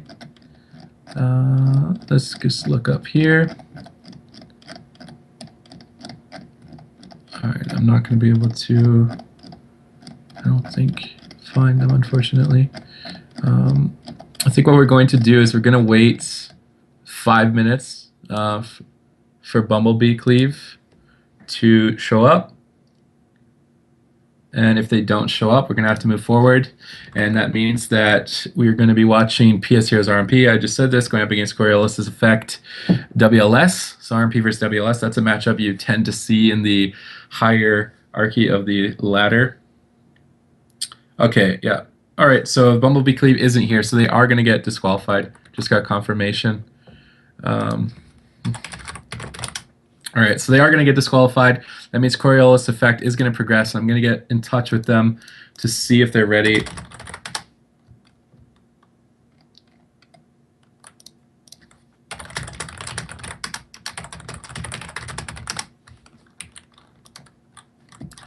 All right, so we are in the semifinals of the losers bracket. Right now, we had unfortunately to disqualify 2 teams, Bobs and Bits and Bumblebee Cleave. Would have been nice to see the RMP Mirror and the Industrial Moonkin team play, I feel. Unfortunately, they are going to have to get disqualified. But we are going to move forward to WLS versus RMP, as well as LSD2 going up against Mage, Moonkin, Paladin. Now, talking a little bit more about the Mage, Moonkin, Paladin, because you don't see it very often, how do you think that's going to go, Botar?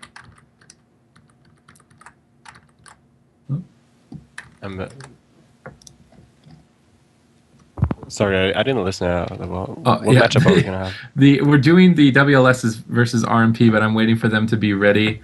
In the meantime, what are your predictions for the other series, the Mage, Moonkin, Paladin going up against the LSD2? I think the LSD2 has a huge advantage against the Pally team since they can just the Pally and do their usual LSD2 tactic, stand back, try to win a mana. And I don't think the Mage Moonkin can ever finish an LSD2, which just uses everything defensive. And yeah, I think that's going to be the problem. The Pally also is really going to struggle out healing the spread pressure. Yeah, I kind of agree with you, and I feel like there's no good target for Mage Moonkin to hit. Like, are they going to go after Gizmo? Maybe with the Wild Charge Bear Form Root Beam, so it sits on him out of Deep Freeze or something. Like, I don't see Swapsy dying to that kind of damage because they can't lock him in place, right? He's going to have Portal. He can regen whenever he wants. He can CS as well. He's not going to be controlled while he's dying. That's when Warlocks are kind of susceptible. Is when they're getting garroted by a rogue. They can't port or use their cooldowns. They get stun locked and they get sat on by a melee. That's when they tend to take more damage. But against like Mage Moonkin, he doesn't have that kind of pressure on him. So I feel like it's going to be one-sided in the future. For sure. Mage Moonkin really only has burst. They don't have any overall pressure at all. And the LSD2 is not really going to struggle if there's no pressure. I mean, they just have to be careful about their CDs. Don't push in too hard. But all they have to do really is just live, and they win in the late game. Yeah, definitely. But now we are going to move into the WLS versus RMP. It's going to be Coriolis Effect going up against Keep It Original. And I'm just waiting for PS here to let me know again that he is ready. Okay, PS here needs one more second. We should be able to get that series started. It's going to be a best of 3. We are in the semifinals of the Crafted Losers bracket to give these teams a second chance at 2 spots in the final round of this tournament. So a little second chance given here to the teams. Let's see if they can make it out. PS Hero, obviously, his RMP performed yesterday going up against Mpoike's team that kind of shut him down, but they did play really well. They survived for so long. So they get a second chance here to fight back, maybe make it into the winner's round to try and claw their way to victory, as well as Coriolis Effect, who was playing yesterday. They lost, I believe, to, was it the God Comp? Yes, it was the God Comp that they lost to, and we were talking yesterday how the matchup it's favored. They could swap to the Shaman so easily, and there's so much crowd control that the Warriors not able to do anything. So both these teams, a second chance to come back into the round of 10, which is happening next weekend.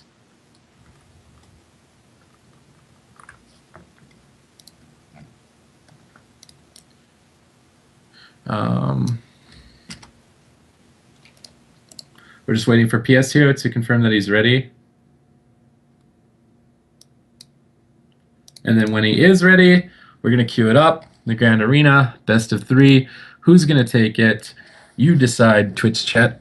Who do you think's going to take it? You guys believe in PS Hero?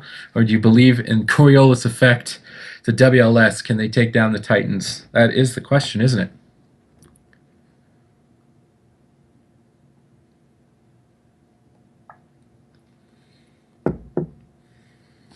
All right, they are ready. We are going to queue them up here shortly. Right now, actually.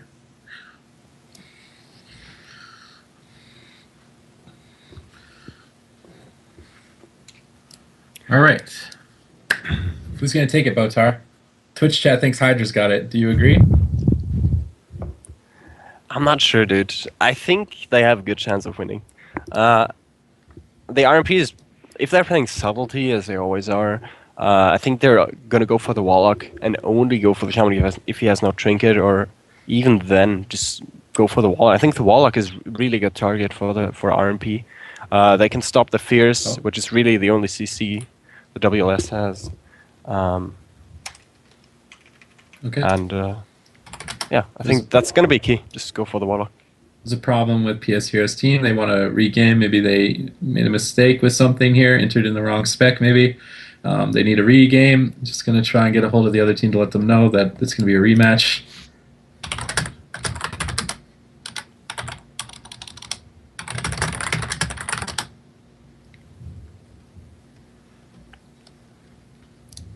All right, so we're going to have to do this again.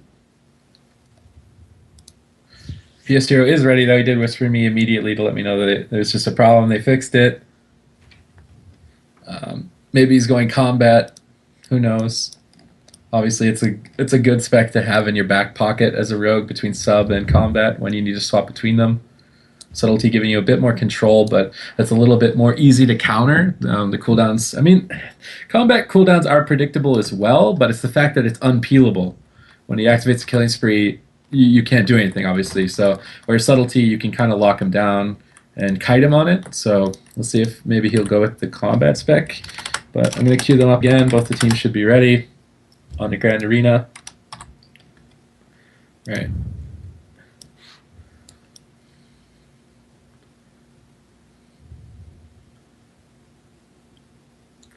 We have queued them up. The queue is popped, entering the Grand Arena once again.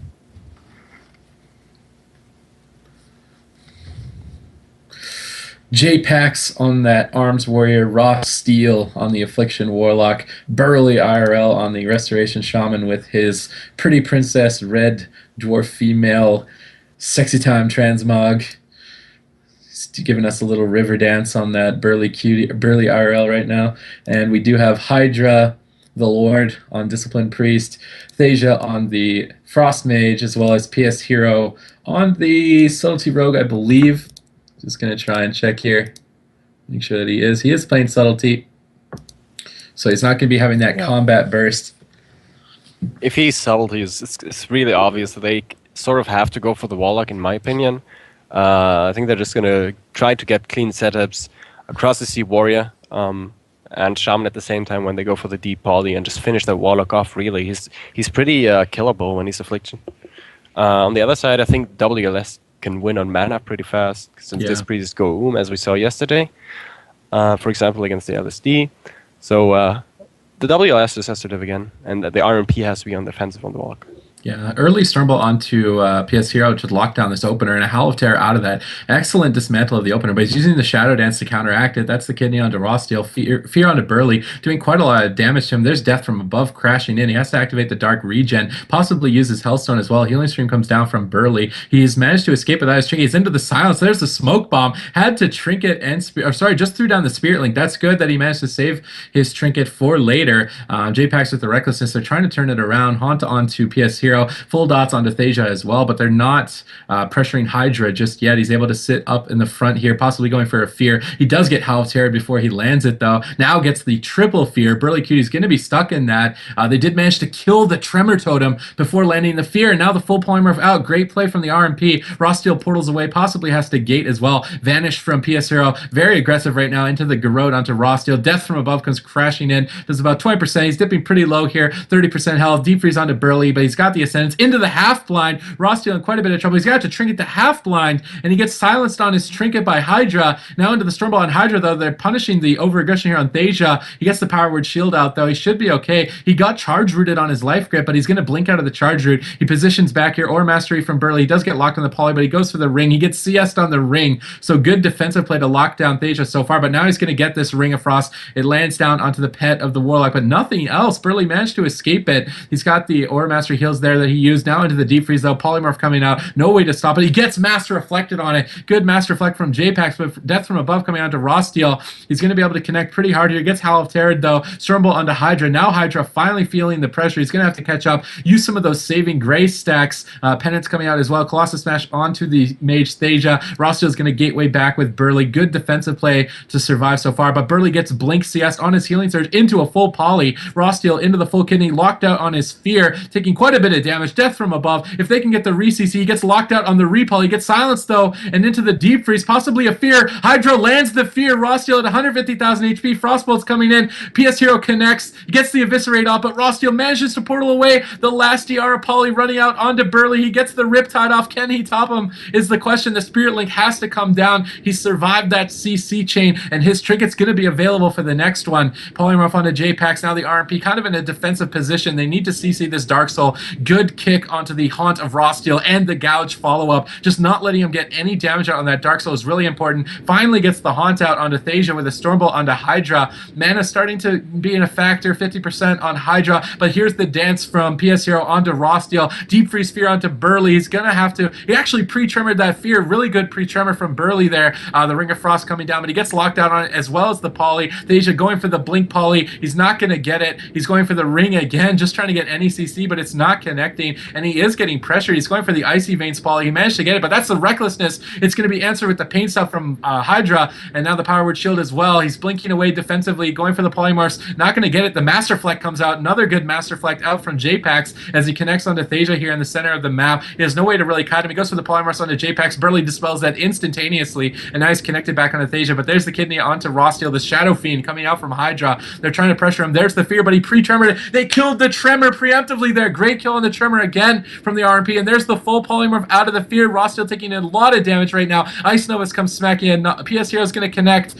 Burley going into the last poly. Possibly he drops the Healing Tide Totem. I believe he gets silenced there, and Rostiel's going to be okay. He's doing a good job LOSing Thasia right now. It's just PS Hero, and without that Shadow Dance, he's not feeling any pressure. Thasia going for the Polymorph, gets locked down. Going to throw the Nova out. Stormbolt onto PS Hero. He's getting a swap too. He got the Feint up preemptively, thankfully for him, but the last DR Fear onto Hydra. He's going for the Saving Grace, trying to pick PS Hero up. He's going to have to use the Cloak. Deep Freeze onto Burley. Garrote onto Rostiel. Full Kidney out of that. He doesn't have Dark Regen for about 10 seconds, and that's a full blind onto Burley. Death from Above comes in. He should be okay, though, and Burley's managed to sit the blind without trinketing. He needs to sap it. There's the half Fear out of it. They're swapping to Hydra, though. That's a full Stormbolt. PS Hero rotting. Thasia's kind of rotting as well. There's the hasted cast coming out from Hydra as well. He's trying to play catch up right now. We're not even into dampening, and Hydra is feeling the pressure. Thasia gets locked on the poly, dipping to about half HP. PS Hero's managed to get topped off by Hydra right now. He's trying to play catch up. Thasia getting chunked to 100,000 HP in the center of the map. He throws the Frozen Orb out. It's going to give him procs on the Warrior and slow him as he pushes into Rostiel, throwing down the Ring of Frost. He lands it onto Burley. He does no trinket available. Rostiel's caught out here. He's throwing the Haunts out, trying to counter pressure, staying next to Burley in case he needs to drop that link. He needs to activate that Dark Regen, but he can't. He's into the Growth. He's locked out. He needs to activate it. He's going to Gateway. There's the Dark Regen. Coming in a little bit too late, though. The rally has to be used. As a result, he portals back after gating, though, to kite PS Hero, effectively giving Burley the time he needs. There's the Aura Mastery heals, topping off Rostiel almost instantly, and now Hydra into the full Stormbolt, possibly swapping over to him, maybe going for the Fear. Rostiel not able to get that Fear onto Hydra. He's getting the penances off. He's topped his team for now, but he really needs to think about getting a drink, and J-Pax is right on his tail. They're not going to let him get it off. Colossus Smash coming out. Penance comes in. He's not going to be able to interrupt it. Realizing that Hydra is gone, he's going to turn around, try and connect onto a new target, and the Shadow Dance has come out onto Rostiel. In the meantime, a poly onto Burley, a cheap shot for CC onto J-Pax. He's going to trinket, Master Reflect the poly. Good defensive play from J-Pax. Burley is running out of cooldowns and doesn't have his trinket. Polymorph's being casted out. He's going to land that full into J-Pax, dispelled instantly from Burley.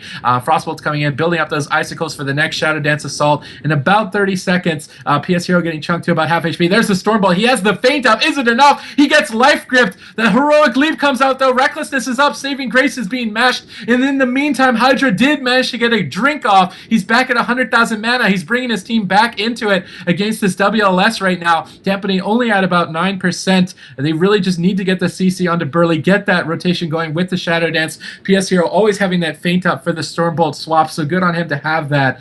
And now the silence coming out onto Burley into the full fear, and he did kill the Tremor, I believe, preemptively there. A CS coming out, though, to try and stop the CC from Thasia. A Stormbolt onto PS Hero. He doesn't have feint up for this one, but it doesn't look like to be enough damage. Colossus Smash comes out. He activates the evasion in time. That's a poly reflected onto Thasia. Good Master Flex from J-Pack so far this game. The defreeze onto Burley, possibly the full polymorph. He gets locked out on it, not going to be able to land the CC that he needs to. And regardless, PS Hero pops the Shadow Dance with the blind onto Burley with no trinket. This might be the end for Raw Steel. No dark regen for 5 seconds. 200,000 HP, 109,000 HP. They just need more damage, but that's a Stormbolt onto PS Hero. He trinkets immediately. Poly onto Burley. Any more CC, it might be it. Dark regen gets activated. Half sap out of the Poly. Amazing sap from PS Hero. Dark Soul gets activated. Half fear. Is this it for Raw Steel, though? It's over. Ice Nova connects, and they managed to pull it back from the brink.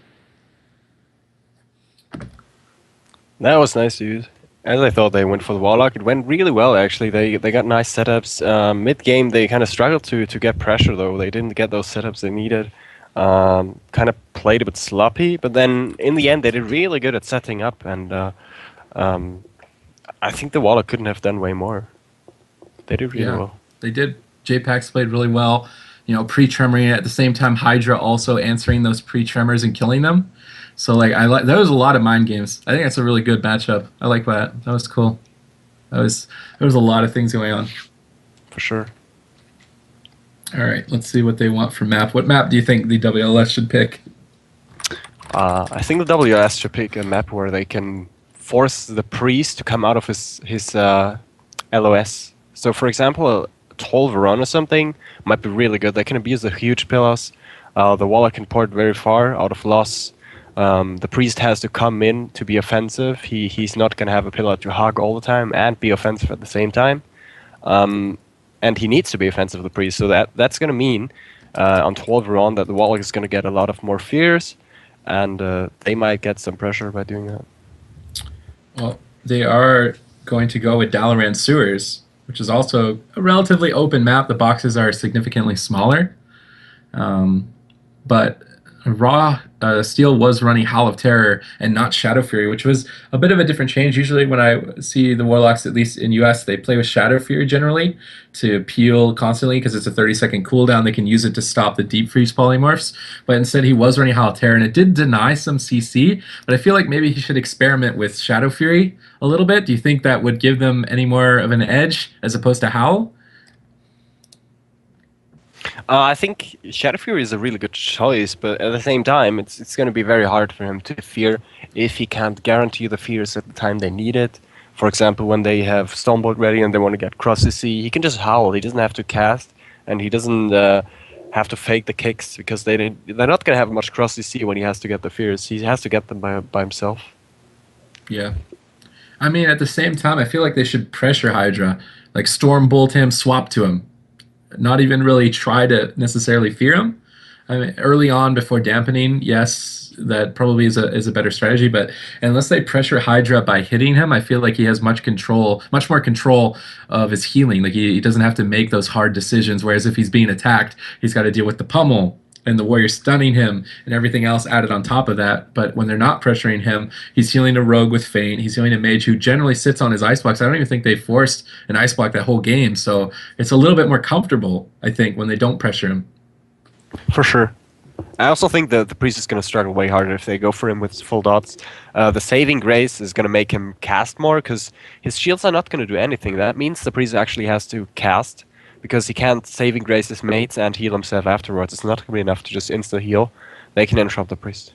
Yeah, but the sap onto Burley, Garrote onto Rosteal, kidney out of that, Ring of Frost lands, Shadow Dance out from PS Hero, Death from Above coming out, Evasion preemptively here, an insane amount of burst in the opener. He might just die. He gets Garrote, he got the heals up. There's the rally though. So many cooldowns coming out. If they use Spirit Link, it might be the end later. There's the Spirit Link even. That was every CD. What an amazing opener so far for the RMP. Hydra into the full Howl of Terror though. Poly onto JPEX to try and answer that CC. Paramending's coming out. He's going to be able to deal with this AoE damage. The Amplify magic from Thasia as well. Good awareness by him, as well as rebuffing, trying to give Hydra more dispel protection for his power word shields. PS Hero going for the kick. He does land it on the Dark Soul Haunt of Rosteal, so good kick there. He's going to portal back to his Shaman, but that's a full staff. No trinket. This might be it. 150,000 HP. Kidney comes out. Any more CC. Half Fear lands out from Hydra. Stormbolt onto PS Hero. Half Poly lands out. This has to be it. Almost 90,000 HP. Howl of Terror comes out. Cheap Shot. Deep Freeze. 80,000. Comet Storm crashing in. Second Spirit Link comes down before the silence, and JPEX answers with the Recklessness Blade Storm, trying to counteract all of this pressure with his own. Thasia taking a bit as well as PS Hero, but that feint is just sustaining him so much. Rosteal gets locked out on that Dark Soul Haunt once again, but he does manage to get it off. There's the Stormbolt onto Hydra. Do they get the Fear out is the question. He goes for it onto Thasia instead. He's going to get Garroted now. He's not going to be able to get the CC he needs. There's the Howl of Terror onto Hydra, and that's going to stick. No dots, and let's see if we can get the Refear out. There's a bit of pressure onto Thasia, but I don't think he's going to be in trouble. But this WLS has managed to survive. They've gotten through both of their links. They survived that opportunity to kill early on here. So this RMP is on the back foot. They're playing recovery mode. That's the full fear onto Burley, a kidney onto Rosteal. They do land the poly out. Death from Above comes smashing into Rosteal. Frozen Orb comes out. 200,000 HP. He doesn't have that dark regen for 20 seconds. Half poly, Howl Terror onto PS Hero. That's sitting for now. It's going to break to the damage. Deep Freeze onto Burley. There's the smoke bomb. Rosteal can't get to the gateway. He uses the Soul Burn portal to try and kite to the center of the map, but he's taking so much damage. The Blood Horror coming out just in time for PS Hero. Comet Storm smacking down. He's going for these Desperation Fears onto PS Hero, but that's a full fear onto Burley. He did not pre-tremor it. Full kidney comes in. Offensive Penance. That's it. Rosteal down. They secure this game way faster than the first one. That was nice. I like the PI choice of Hydra. It makes them be very offensive with the spells for a while and creates extra pressure. They did really get a good opener. They kept the pressure on the Warlock up this time. Last game they struggled to keep the Warlock low. They didn't spam their CC on cooldown like that much that the Warlock stayed on low HP. Whereas this game the Warlock was sitting on low HP the entire game. He was struggling so hard to actually just live, and that also made him do less damage. They could be more offensive because of that, and that kind of snowballed them, the WLS. Yeah, definitely. Okay, so I believe, according to our losers bracket, that means that PS Heroes Keep It Original has secured their spot in the finals round with the other 8 teams following next weekend. So they, I believe, have locked themselves into that. We have one more series left for today in the losers bracket, which is going to be between Toxic Use, LSD2, and Glebu, Ego, Commandas, Mage, Moonkin, Paladin.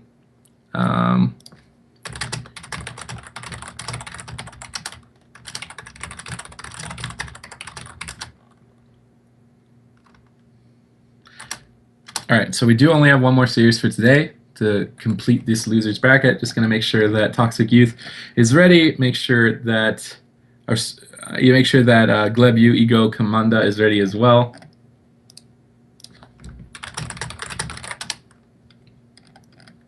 All right, let's see. Let's get them ready.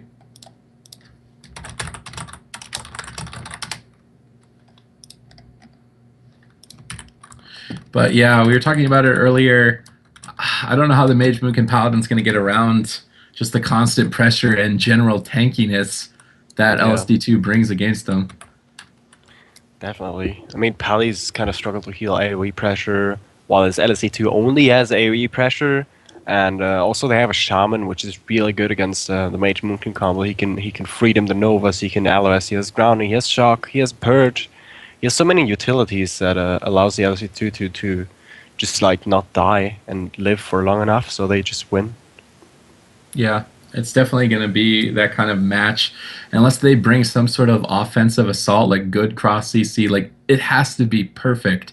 The most immaculate CC that you could ever imagine, like instantly cloning a trinket, instantly cloning an unbound will, instantly polying after that, and constantly CCing them. I feel is the only way that they're going to get any pressure. And if any of that gets interrupted, gets prevented, defensive cooldown. Like I don't know how they're going to pull through that kind of tanky front line that LSD2 has against other casters. But we are waiting for both teams need just a minute, so we're going to wait for both of those teams. See what happens. Yeah, as you said, like I think it's going to be really hard for them to burst something down. Maybe it's going to come up to the Mage Moonkin team that they have to kill the shaman, that they have to abuse their cross CC. They have a mage. They have a lot of CC actually available with a Moonkin and a mage. They have way more stuff than a Warlock. They have Deep Freeze. They have Frostjaw if he uses it. They have a lot those spam polys. They don't really cost him damage. Maybe they should just go for the shaman with cross CC on the DPS and always like push in every time they have Hodge. Try to go for the shaman. Try kill him. Force something. Get them something out of it, and then maybe even finish DPS. But to be honest with you, I don't think they're going to force much if they go for the DPS. I don't think the DPS are easy to kill. Yeah, I mean, out of the two options, I almost think that if they are going to go DPS, they have to go for the Moonkin. But if they go for the Moonkin, they're going to give him more damage. If you give LSD2 more damage, you're going to probably die. And that's kind of the inevitability of this matchup, I feel. But both teams, I feel, are very talented, and you know they can maybe pull something out. Secret strategy, maybe he runs Repentance. I don't know, or Blind. I mean, they don't have a Fear DR, right? Maybe he'll run Blind, get some AOE CC off. Maybe there's something. See some Repentance, maybe. Yeah, new tactics, man. You have to be optimistic. I don't want to bring their team down and say they don't have a way of coming around it. Maybe they can find something new, try it out. One team is ready to go. We're just waiting. We're just waiting on a sketch. And when he's ready, he'll let me know, and we will queue it up. It will be the final series of the day.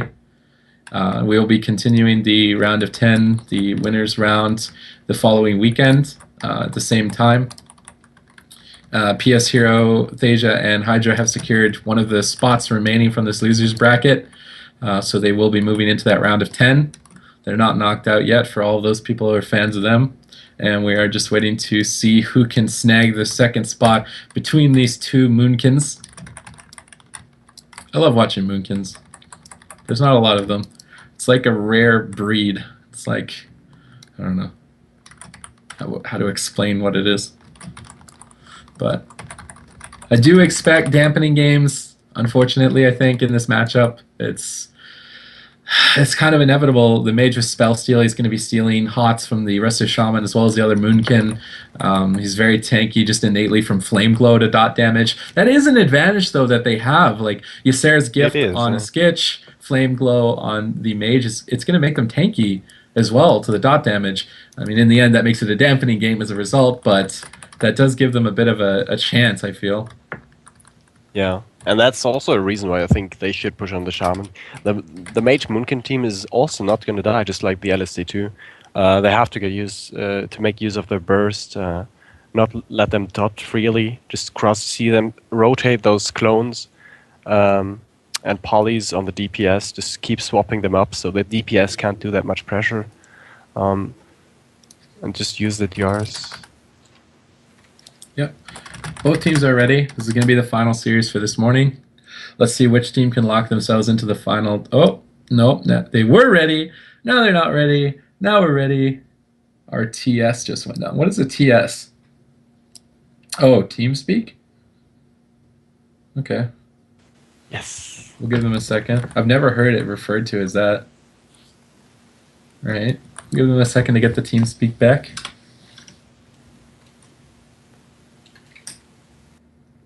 Myself personally, I haven't seen Owl Pro playing a lot. Do you know more about Owl Pro? Botar? For sure. I've been playing with him since he got his first Rank 1 title in Season 10. We met up.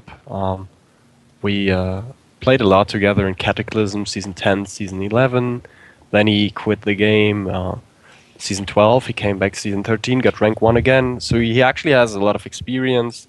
He's a German, just like me. He's pretty good overall. Always kind of solid when he actually plays the game. He's cool. Nice. And then, yeah. Okay, so we've got some heavy duty experience. Just waiting for them to fix their TeamSpeak, and we can continue with the last series of today. Any winners bracket teams, you do not need to wait around if you don't want to. If you do want to watch the last series, stick around.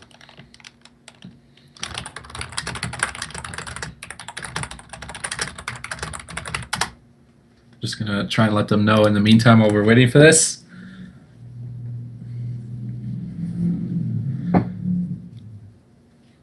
But yeah, I'm excited. I think the LSD2 is going to take it. Holy Paladins are much stronger at healing through like bursty comps, I feel, that don't have a lot of CC, as opposed to kind of rot damage and CC. Like LSD2 has quite a bit of CC, even with Fear and Clone DRing. They still have Solar Beam, they still have Shadow Fury, Bash, and Clone and Fear on their individual DRs that you can even rotate through. Like if the Warlock lands a full Fear, but he's not able to chain it, the Moonkin can fill in, kind of cover it up, and continue the chain. So there is still a lot of CC that the Paladin's going to have to deal with, but both teams are ready. So I'm going to queue them up into the Grand Arena. Should be able to start as soon as possible.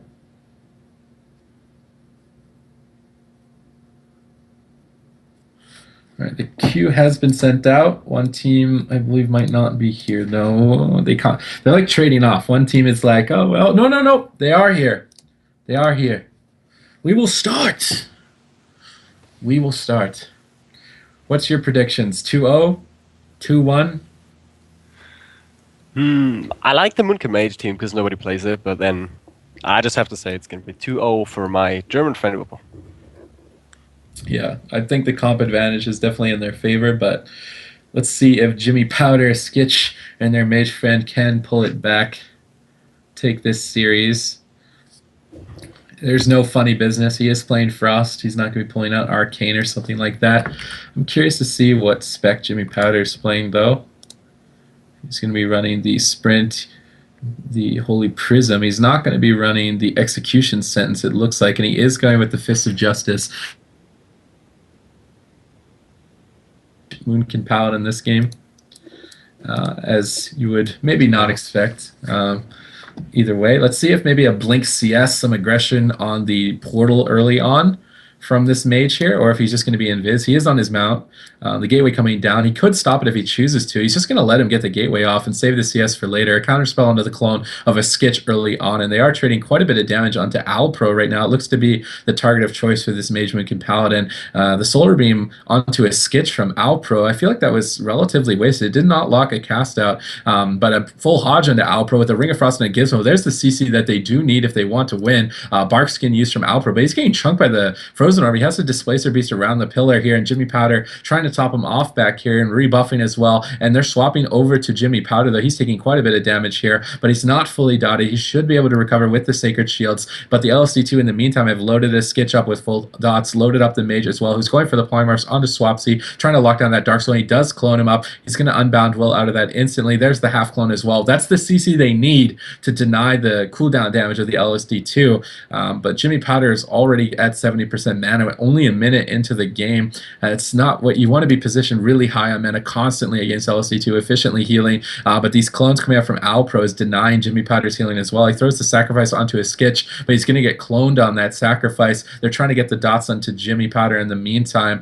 Alpro throwing out the full dots as well, trying to pressure anyone at this point. It looks like Alpro, but he's positioned so far back with Gizmo, they can stop whatever CC they want. A Skitch has to use his Nature's Vigil just to be able to try and push in and get that extra added healing. He's going to instant Starfire to kill the healing stream. Nice snipe there. Bash onto Alpro, possibly a Cyclone out. A Skitch uses the Barkskin as well to try and answer some of the pressure that's going on to him. Jimmy Powder tried to go for an early drink, but Swapsy pulls out the pet Gararim and stops the drink there. That's not what he wanted to see, and now Skitch has to play defense back here. The healing touch is coming out. The Mage kind of getting chunked though in the center of the map. Has to use that amplify magic to try and help Jimmy Powder play catch up here, but he gets cloned low, and the LSD2 just seems to be dominating right now. But there's the wild charge solar beam into the entangling root from a Skitch. That's a play you see a lot from him. If he can get the clone out, it'd be great, but he gets bashed up on the clone. Gizmo's going to come out of that solar beam, and now a Skitch is getting pressured from Alpro. The Ras come out. He's going to use the stampeding roar just to get the hell out of there. And this Star Surge is actually coming out to Swapsy's pet. I don't know if he was able to sacrifice that in time. It didn't look like he was.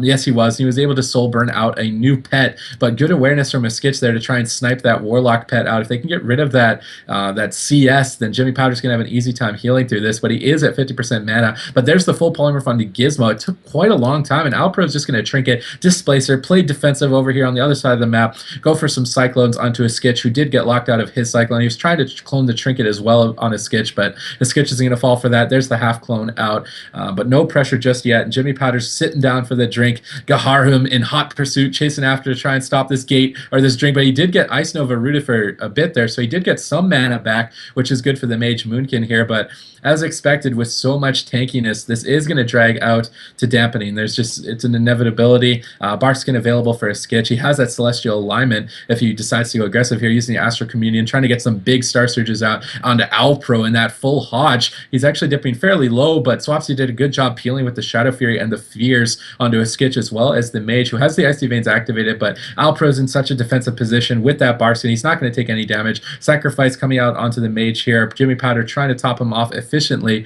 as possible, because that's really what you need to do to heal through LSD2. But the full bash onto Jimmy Powder, they're trying to push up onto him. He's just going to answer it with his bubble. I actually like that. The defensive cooldowns aren't necessarily as important against a dot team. You're not going to get bursted down. You want to just heal efficiently, use your cooldowns, maintain the mana, try to play for the late game. But in the meantime, Gizmo sitting down for their drink. The Blizzard misses and he gets full mana. That Blizzard needed to stop that drink, and that means that Gizmo is going to move into dampening with full mana, and the full poly does get solar beamed by Alpro. That was a nice solar beam there to stop the polymorph CC out of the deep freeze onto Gizmo, and Alpro turning the damage around onto a Skitch answering that immediately with his Nature's Vigil to give him a little bit more healing as he bounces across the map with that wild charge Moonkin form. Alpro throwing down the mushrooms, trying to slow his opponents. Triple Shadow Fury landed by Swapsy. There's the Dark Soul as an answer after that. Jimmy Powder immediately answering with his shield wall, reducing whatever damage that he can, because this dot cleave is not going to burst them. They just need to use the CDs and time them out so they don't get caught out by some random Star Surge damage. But as long as they have one CD to answer it, they should be okay. And here's the damage coming onto Skitch. He gets the save by the light. There's the Avenging Wrath from Jimmy Powder as well. And he's maintained his mana consistently at 60%, so it's important. He's not draining himself anymore. But there's the Hodge onto Alpro. Deep Freeze onto Gizmo. Ring of Frost lands onto him, but he shouldn't need to trinket. Alpro has the Barkskin. He's going to Displacer Beast behind the pillar. Gizmo comes out of that ring. Going to top him off just fine. Jimmy Powder's Avenging Wrath is going to be fading here soon. Skitch going for some Cyclones. They really need to just lock Swapsy down. I feel like he's not being polyed enough. He's not being cloned enough, and he's just keeping dots up the whole time. If they want to get a kill here onto Alpro, they definitely need to be considering that. Polymorph's trying to go out, spell steals as well. The counterspell coming out to try and stop the UA of Swapsy, and it does. There's the bash onto a Skitch. Gets bopped immediately. That was a very well-timed bopped just to keep a Skitch a little bit more mobile, but he does get cloned on it. Gizmo in the deep freeze, full polymorph onto him. Comet Storm coming down onto the hodged up Alpro with no Barkskin. Frozen Orb coming out. Star Surge connects with Celestial Alignment. Great Celestial Alignment here, and Gizmo had to trinket that bash. Skitch gets solar beamed from Alpro, trying to give Gizmo a little bit more time. He doesn't want to have to use that Spirit Link just yet. Shadow Fury onto Jim. He's going to answer that immediately with the Wall and Freedom Sprint. He's trying to get out of LOS, conserve his mana because we're starting dampening here at 6%. A Skitch kind of rotting, the Mage rotting as well, and Jimmy Powder's fully loaded up on dots. As LSD2 looks like they're in a good position as we move into dampening. The Mage blinking forward, but unfortunately away from Gizmo, so he's not going to have that gap closer when he moves for the CC that he needs to get. Another UA locked out onto Swapsy. Good counter spells from the Mage so far, but Jimmy Powder uses that Avenging Wrath to try and top his team. He's using the Flash of Lights. He's trying to heal as efficiently as possible, but he's starting to dip on mana. He has to go for a drink eventually here. Looks like he might be trying to get one right now. Let's see if Swapsy notices it this time. He is sending Gararim the pet in, but oh my god, the bear root on the pet into the entangling root. He's getting the drink off. What an amazing play from a Skitch to CC the Warlock pet long enough for Jimmy Powder to get his mana back, and now this Mage Moonkin might have a chance, with the Star Surge damage is coming in huge onto the Mage here. He possibly should just trade the Ice Block, and there it is, going to answer the Star Surge, a clone onto Alpro. Just trying to negate the damage here. We're moving deeper and deeper into dampening now. Gizmo a little bit at a disadvantage, 50% mana. Barkskin from a Skitch just going to be answering the damage. There's a Hodge onto Swapsy. He's going to get dispelled from Gizmo. Great dispel by him. Alpro going for the Cyclone on the Saved by the Light proc. So really good clone timing from Alpro onto a Skitch to get rid of that Absorb so they don't need to damage through it. Alpro getting locked out on that Cyclone. Amazing counterspells from a Skitch, or sorry, the Mage here so far this game.